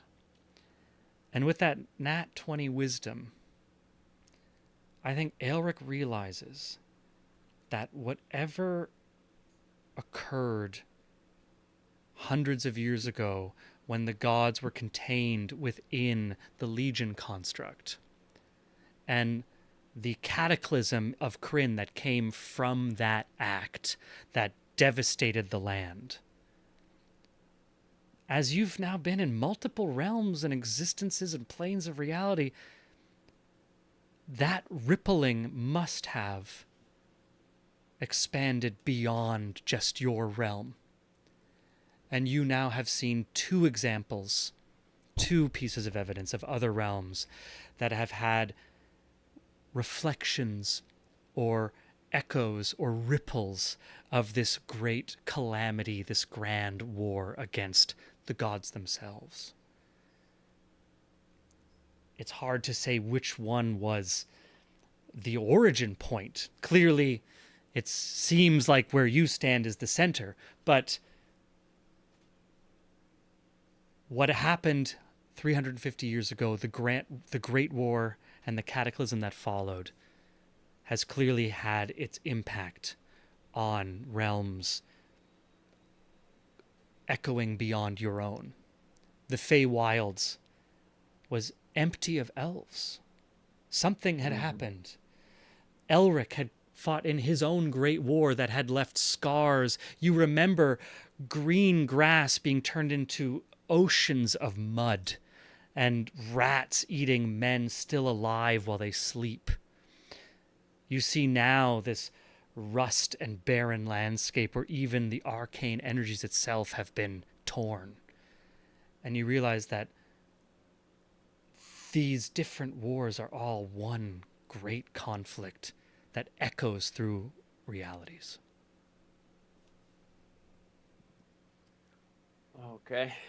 Okay. Aelric is going to hold that information close until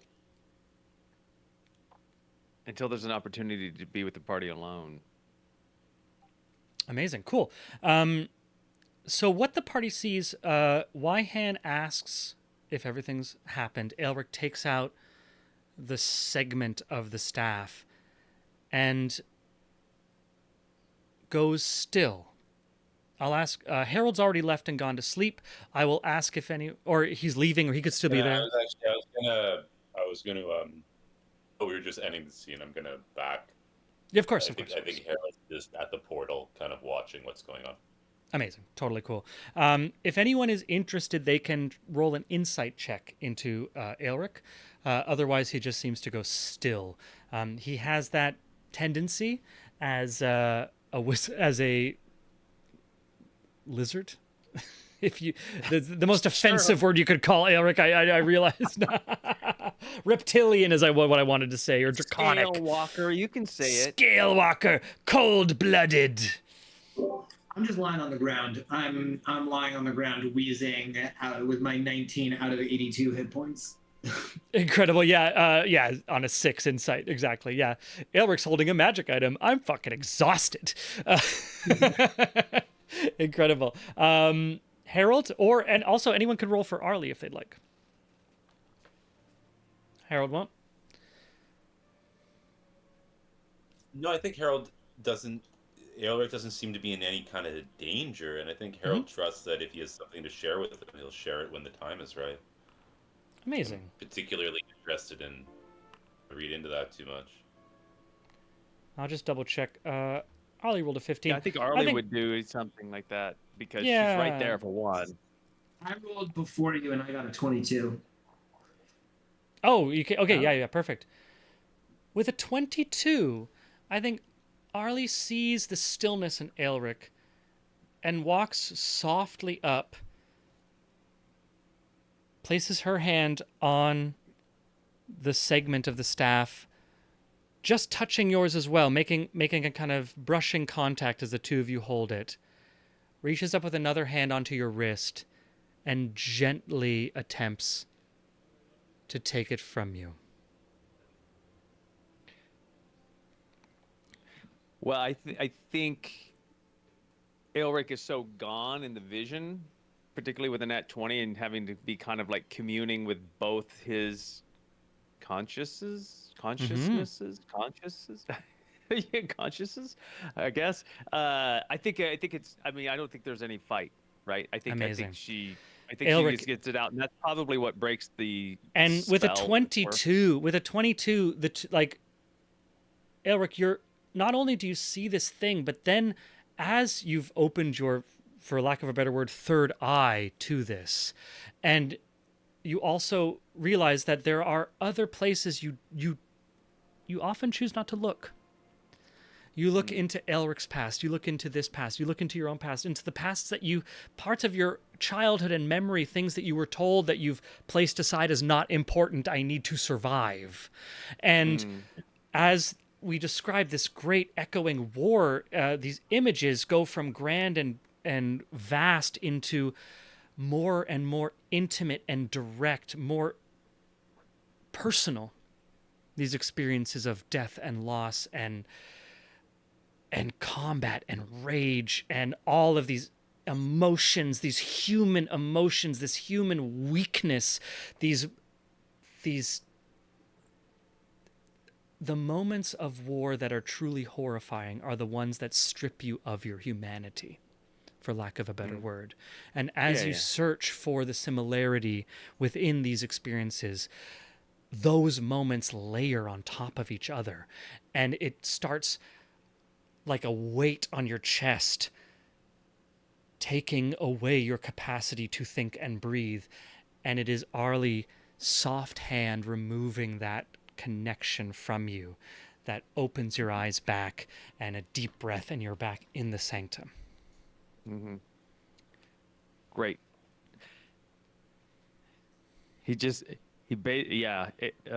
Elric stands looking at Arlie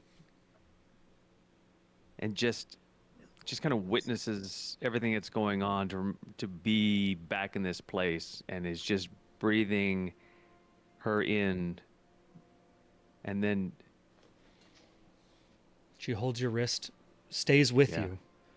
It's disconnect. This piece is disconnected, but she remains connected with you, ensuring while you recalibrate and center yourself in this body and this time, in this space.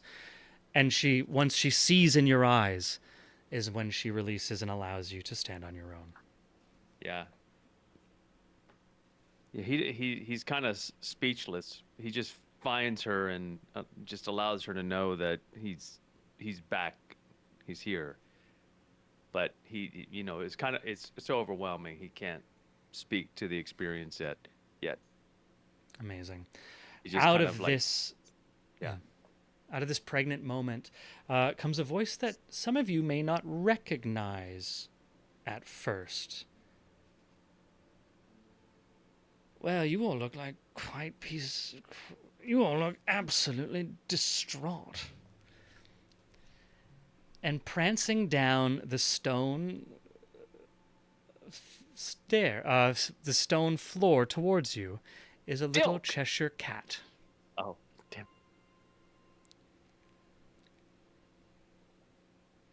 I roll over from my stomach onto my back and look in the direction of the voice. But when was the last time we saw the library cat?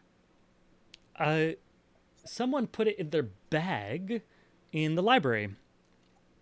Okay, okay. Harold. Yeah, Like- I was about to say. I thought it was Keen that did that. I think Harold has it. Dilk, that fucking guy, Vikavar, yes, amazing. Not Dilk, unfortunately. This is the library cat, who up until now had only been heard speaking, I believe, to Arlie. Thad, you roll over onto your back. The library cat walks over, and you have a small cat head, like, just stares down at you. All like you can feel the whiskers on your face tickling. My oh my, these are the party you've been spending all this time with. Well, none of you look like any use to me. And the cat just starts walking on your forehead, over your face, down your chest, over to Arlie. Arlie, shall we? You look like you need a rest. And well, How can you talk here? Oh, I think Squeak Noir must have taught it to speak. oh, of course, yes. Meow. Is Squeak Noir?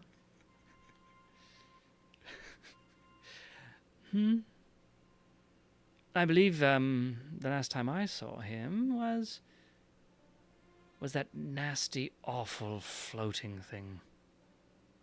Boat, that's what you call it, yes? Ew. Ugh. Library cat coughs up a hairball. I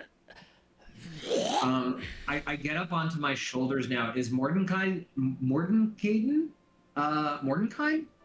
Mordenkainen, I believe, is the Has Mordenkainen. Mordenkainen collapsed on the ground? Mordenkainen collapsed at the ground and like out cold, just like collapsed with exhaustion and then just let themselves fall into a deep sleep, unconscious. Is he okay? Wyhan looks at him and says, "He will be. I would move him were this anywhere else. As it is, he deserves it. He should have been able to make the walk to his bed, as I will do now." And she leaves. Well, Why had? Not she's leaving. now, Mr. Gray. How long? Been gone. Oh, as she turns to the stairs that lead her up to her room, she looks as she takes the half hesitation before her first step and says, "Really, Harold, after all this time, we had the same experience of time." And she walks up to go to sleep.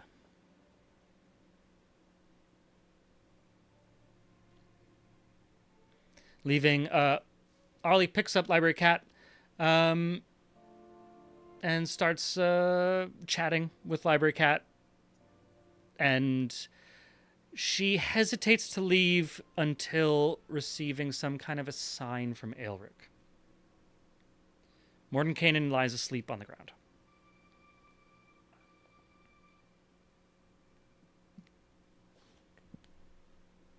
I'm gonna rifle through his pockets. I say, to everybody. I'm just looking at him. So as you start moving, I think Aelric is going to everything is starting to just kind of come back into focus, and he wants to share what he wants to share, obviously, but with Arlie and Harold being the ones with the main, they have the rods, right? So Harold, you have a piece. Harold has a piece, and then Arlie has a piece. So I think so. He's going to turn to Arlie and ask, not demand, not even say, just ask, can we find Harold? I need to speak to Harold. No, Harold's still there. Oh, I thought you left. We retconned it. He left. He thought the scene was over, Oh. but there was a little scene Yeah, going but on. I So think you retconned and just heard it and then just boogied. I'm so sorry. So now the whole party's there, and the only person that's not a part of the party is collapsed and unconscious. That's what Correct. I'm reading. correct. Great. There is an upstairs if you want to get like further away from the sleeping mage. You're welcome to move upstairs. If I can get Thad from releasing his scavenging. Thad, are you gonna actually go through Mordenkainen's pockets? I don't think he heard you. Oh, I'm sorry. Sorry. No, it's all good. Yeah, I mean, I'm gonna. Does Mordenkainen has a room here, right? Yeah. Yeah, the four And I know- rooms.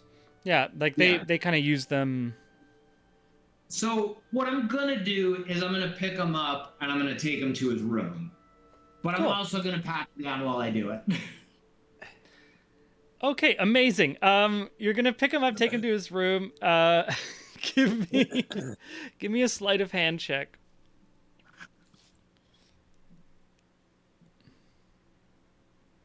New interface. And when do you pat him down? Like in the as I'm getting to like fireman, like I mean he's light, so it's like Yeah. as I am ready to like pick him up, I'm probably gonna bride carry him because he's so light. Or Ophelia carry him. Which which one is it from Lear? I'm going blank right now. Oh shoot. Right? Where's Ari when we need her?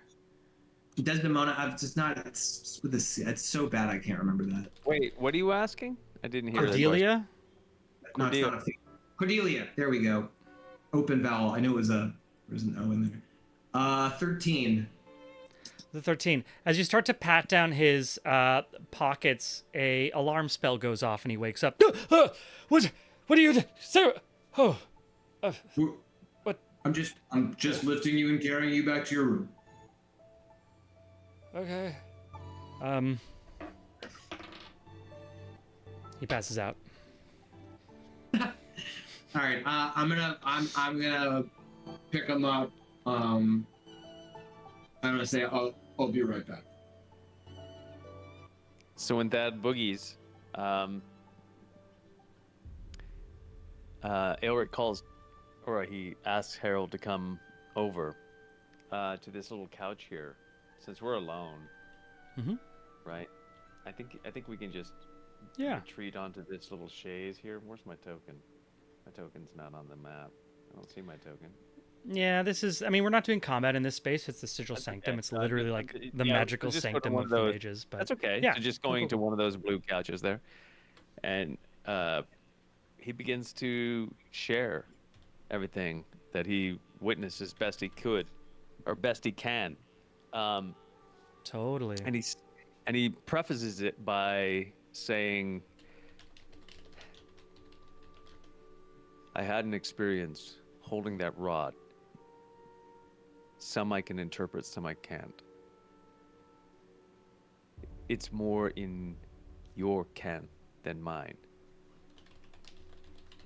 But I believe we are looking for a war-torn plain, not a country. Something ancient, something that we can see as familiar, but not ours. I think that's where we need to go next. Do either one of you know? I can give more clear descriptions. I don't know what would be helpful. You're certainly He's welcome to clearly, say like, that you at his- describe like. I mean, you. Yeah, I'm, he's kind of like out of his element, so he's not really as clear and as direct as he usually is. love it. Yeah. So it's just you and Harold and Arlie at this point. Right Yeah.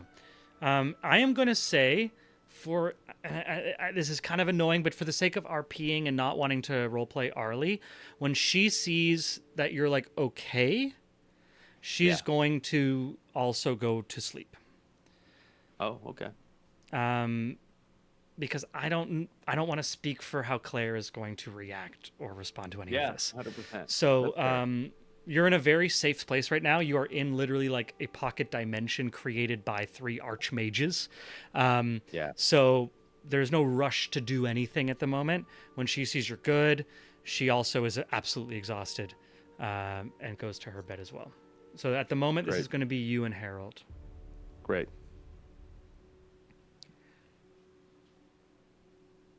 It's almost like I visited another place, but didn't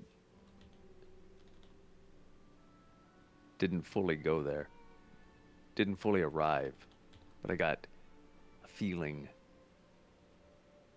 a texture for what's there.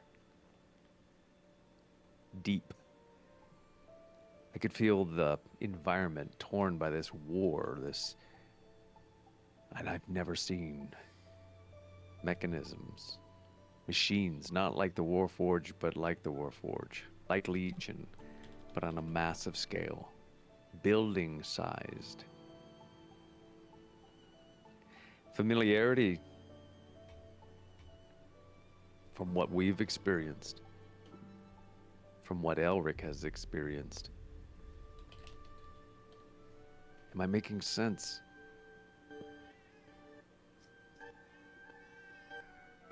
I mean, similar thing happened when I held first piece. Can I see it, Elric?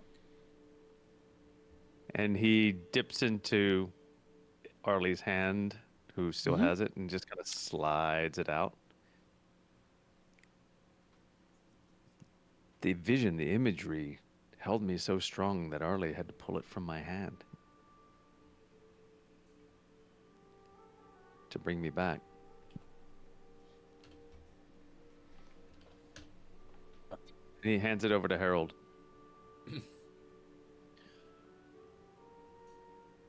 I take the section that I have, and I take this section, and does there appear to be a way to fit them together? I believe this is where I just need to read what the book tells me.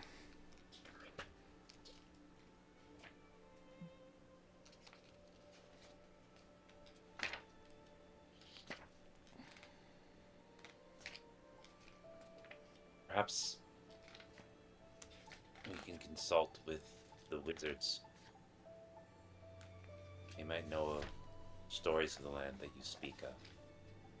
Otherwise, knowledge has been burned. So perhaps Thad witnessed it in the library? Harold, using an action, you are able to put the 2 pieces together. It doesn't seem like there is any change having these 2 pieces connected, but you can leave them connected. You also can use an action to Disconnect them. disconnect them. I will say, give me an Arcana check with advantage as you are the first time you're spending some real time focusing on the capacity of these pieces.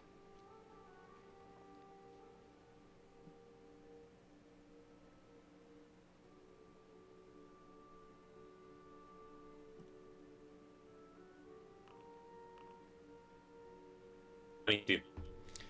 With a 22, Aelric, or Harold, these pieces with a 22, with a 22, these pieces are part of a greater whole, and magic, if anything, can be greater than the sum of its parts. It's magic. Until this is fully assembled, this will not have the power anywhere near what it is as a single piece. That said, this is a powerful artifact. And each one of these pieces would allow a user to cast a spell. There is a spell associated with each piece. When holding that piece, you are able to cast that spell once, and it refreshes at dawn. The spell associated with the first piece is Commune. The spell associated with the second piece is Arcane Gate.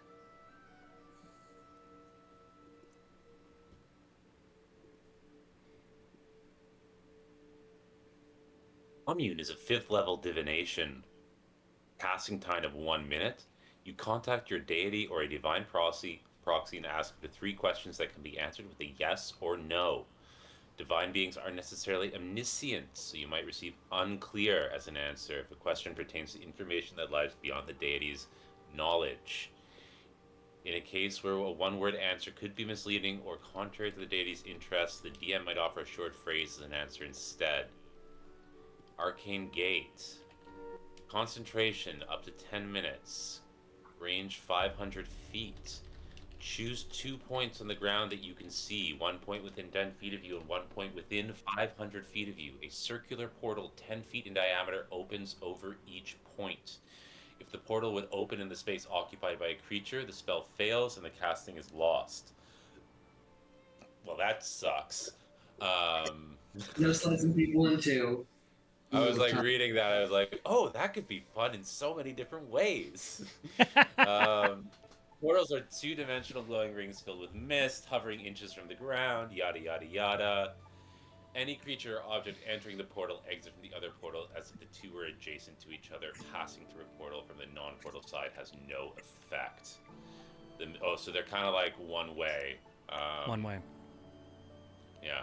The mist that fills each portal is opaque and blocks vision through it. On your turn, you can rotate the rings as a bonus action so that the active side faces in a different direction.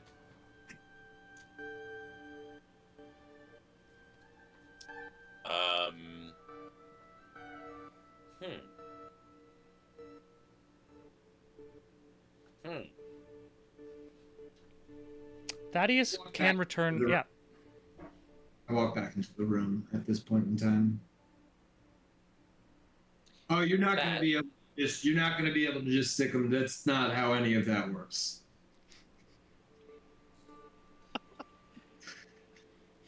Good idea, though. I don't mean to belittle you. I'm sorry. I've lost a lot of blood, actually. Harold hands Thad the short sword that they found in the ships. Do you mind identifying this? Oh yeah, no, and I'm very gingerly gonna take I'm really trying hard not to rub it or really touch the lamp in any way, but holding it by like its little handle. I'm like, oh yeah, no, I have some things. I look around. Koi, is there any magical regents around? Like, this is like a wizard's place. Oh my god! Is there like the eastern room S3 is like a mage's laboratory. This is set up for absolutely everything. You're in a sanctum for some of the most powerful wizards on your plane of existence. It has pretty much everything you need. So I'm gonna go to the nearest table. I'm gonna put the lamp and the sword down. I'm gonna, as I walk over to the regent wall, I like for 2 seconds just like almost collapse, but I catch myself on my staff. And then I'm gonna grab enough incense to cast Find Familiar too, but I'm gonna work on Identify first, so that'll take 10 minutes. Amazing. Which one are you looking to do first? Does identify? Do I have to cast? I'm just double checking this if I need to do individual spells or if one identify. Nope, it's one object, so it'll take 20 minutes. I'm gonna do the lamp first, actually. Cool. I will type it for you while we RP, so you can look it up. Well, that is just absolutely hotboxing this room with incense.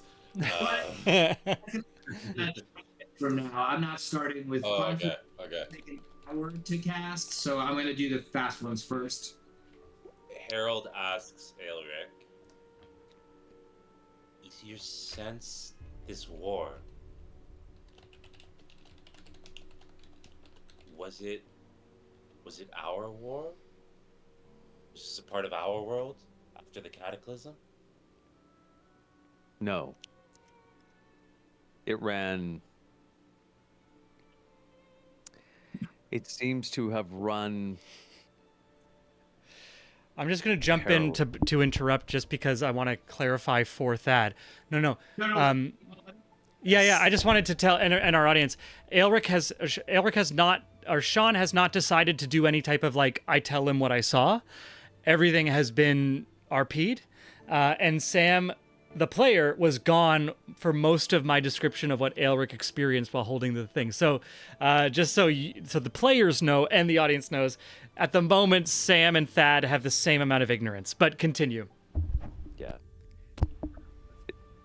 No, it seemed parallel. There were commonalities, mechanisms of war, magic that has been ripped and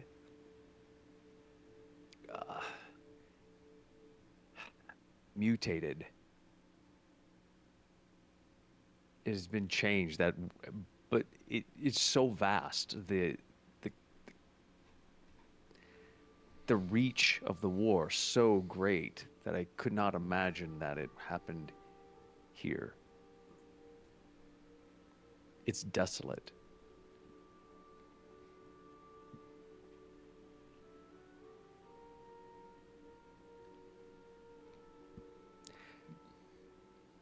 Elric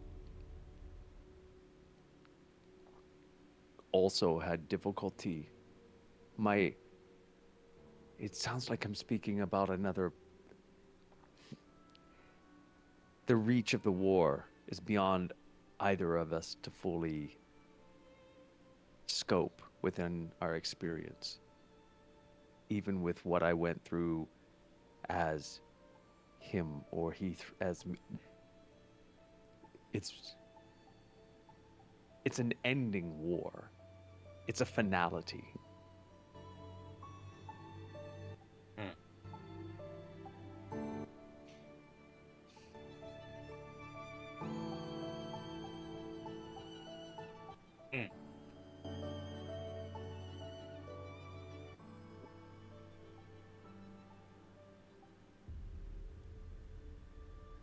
You're muted, Sam. In the middle of my chanting and like a moment in the ritual, which like I'm doing things with my hand, but the verbiage doesn't matter. I'm like, what? I'm gonna say What- for the sake of RP, you can complete these either now or later and be a part of the conversation for sure. What did the war? What did it look like? Like every war, but vast landscapes of so much destruction that nothing grows. It's complete desolation. It makes those badlands that we had to go through seem lush. Everything is lifeless. The magic there rended, torn, transmuted. Did you see any of the combatants? No. It was Just their land. mechanisms. And their mechanisms were sized like you, sized like me, sized like buildings. They range with power and might and scale that I've not seen.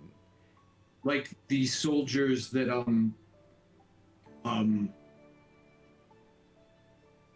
Harold, I don't want to be that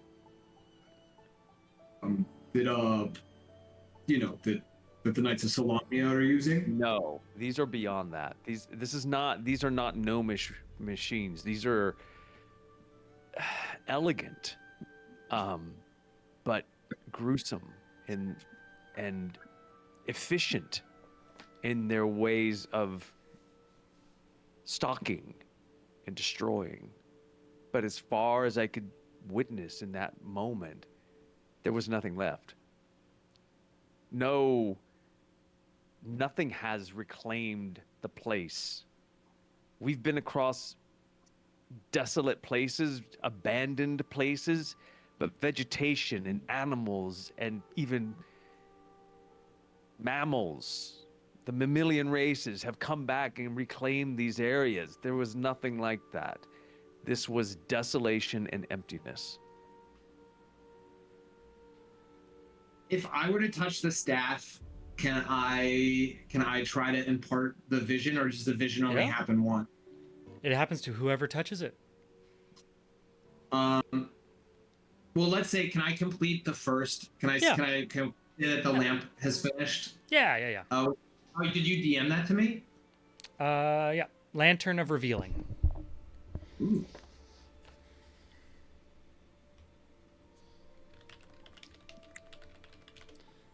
So that burns. It burns for 6 hours on 1 pint of oil, shedding bright light in a 30-foot radius and dim light for an additional 30 feet. Invisible creatures and objects are visible as long as they are in the lantern's bright light. You can use an action to lower the hood, reducing the light to dim light in a 5-foot radius. I finished my chantings like the last little bit with this conversation. I'm like, this is cool. This is pretty cool, guys. I put it down. We can see invisible things with that thing, and it works as a lamp. I reach over and I touch the staff. Cool. As you touch the staff, you get an image as described by Aelric. I will ask for a wisdom check with advantage, as you have been primed and with your arcane. Saving throw or just a check? A check. Oh no, 3. That's a save, but Dave, no, okay, then pardon me, I'm in the wrong thing anyway. Just wisdom.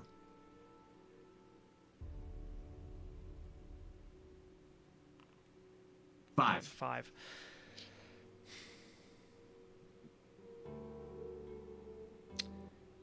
Aelric stole all the wisdom today.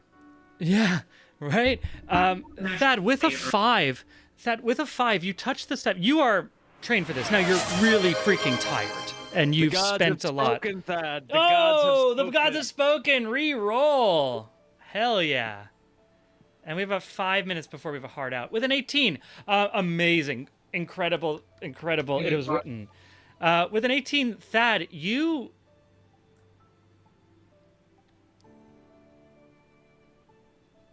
recognize all the things he's said. And you feel not this you are brought very viscerally into this landscape. It is surrounded by mountains, one grand reaching above the rest. There is a river that runs through this valley, a larger opening into a small lake. But like Aelric said, you cannot feel anything living. The most robust life you see is moss and grass trying to get root in what little topsoil remains. The images that I've placed in both the stream chat in Twitch and our backroom chat, these are images that you witness and see. Um, while I'm having like in with ever sense of control, I just want to see like, can I roll an Arcana check to just see if this is like, there's a lot of things that can damage a landscape. Like I was just at a damaged landscape actually. Is there a similarity between what happened to the island? The island was like immolated. Right. So it was like fire had eaten everything. This has been ravaged. There are gashes and pockmarks the size of fields, hundreds of meters across, as if the land was a torn piece of flesh itself.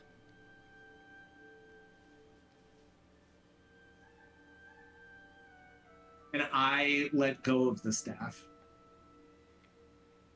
All right, I'm gonna leave that.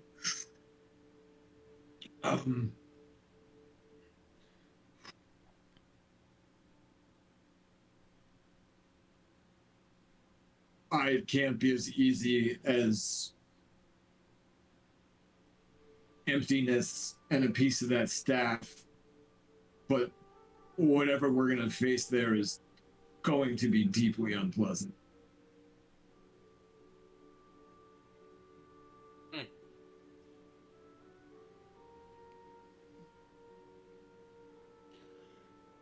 Well. And with that, we're going to end our session for today as the party goes to sleep. That's incredible. What an amazing session. Thank you, everyone, for watching. I want to thank our players, Michael Keane, Sean Boyd, Sam Gilray, and, of course, Claire Hogan watching from home. I hope you get some rest and that you're asleep by now. Thank you for tuning in and watching. Thank you for that advantage. And whether you're here live or in some future time and place, we hope you enjoyed tonight's session. Remember to tell your friends, subscribe and stuff. We're coming back on Wednesday with Behind the Veil, led by Eric Fournier. We're back, baby! Season 2, and I might be bringing back a little friendly dwarf that you might recognize. But it's been a wonderful time. Thank you so much. My name's been Coy. It's been an honor and a pleasure to be your storyteller. And until next week, keep rolling them dice.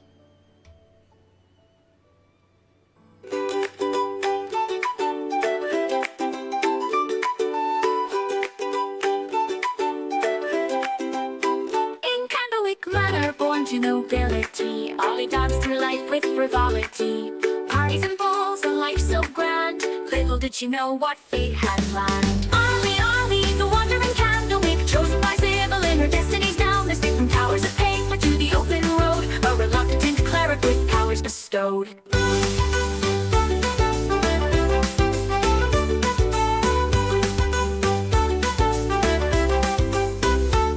From luxury, thrust into robes, surrounded by tomes and dusty old globes. But Ollie's mind, sharp as a tack, mastered the legalese others did lack. Contracts and bylaws, she knew them all. Her litigious prowess made bureaucrats fall. In mazes of paperwork, she find a way to bend the rules and save the day. A holy symbol in a divine dream.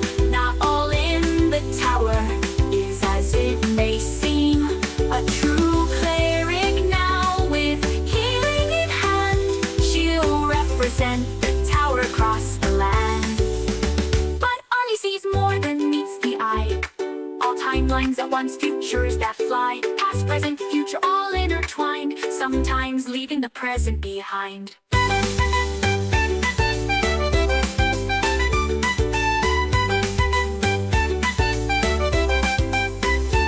Ollie sees more than meets the eye. All timelines at once, futures that fly. Past, present, future, all intertwined. Sometimes leaving the present behind.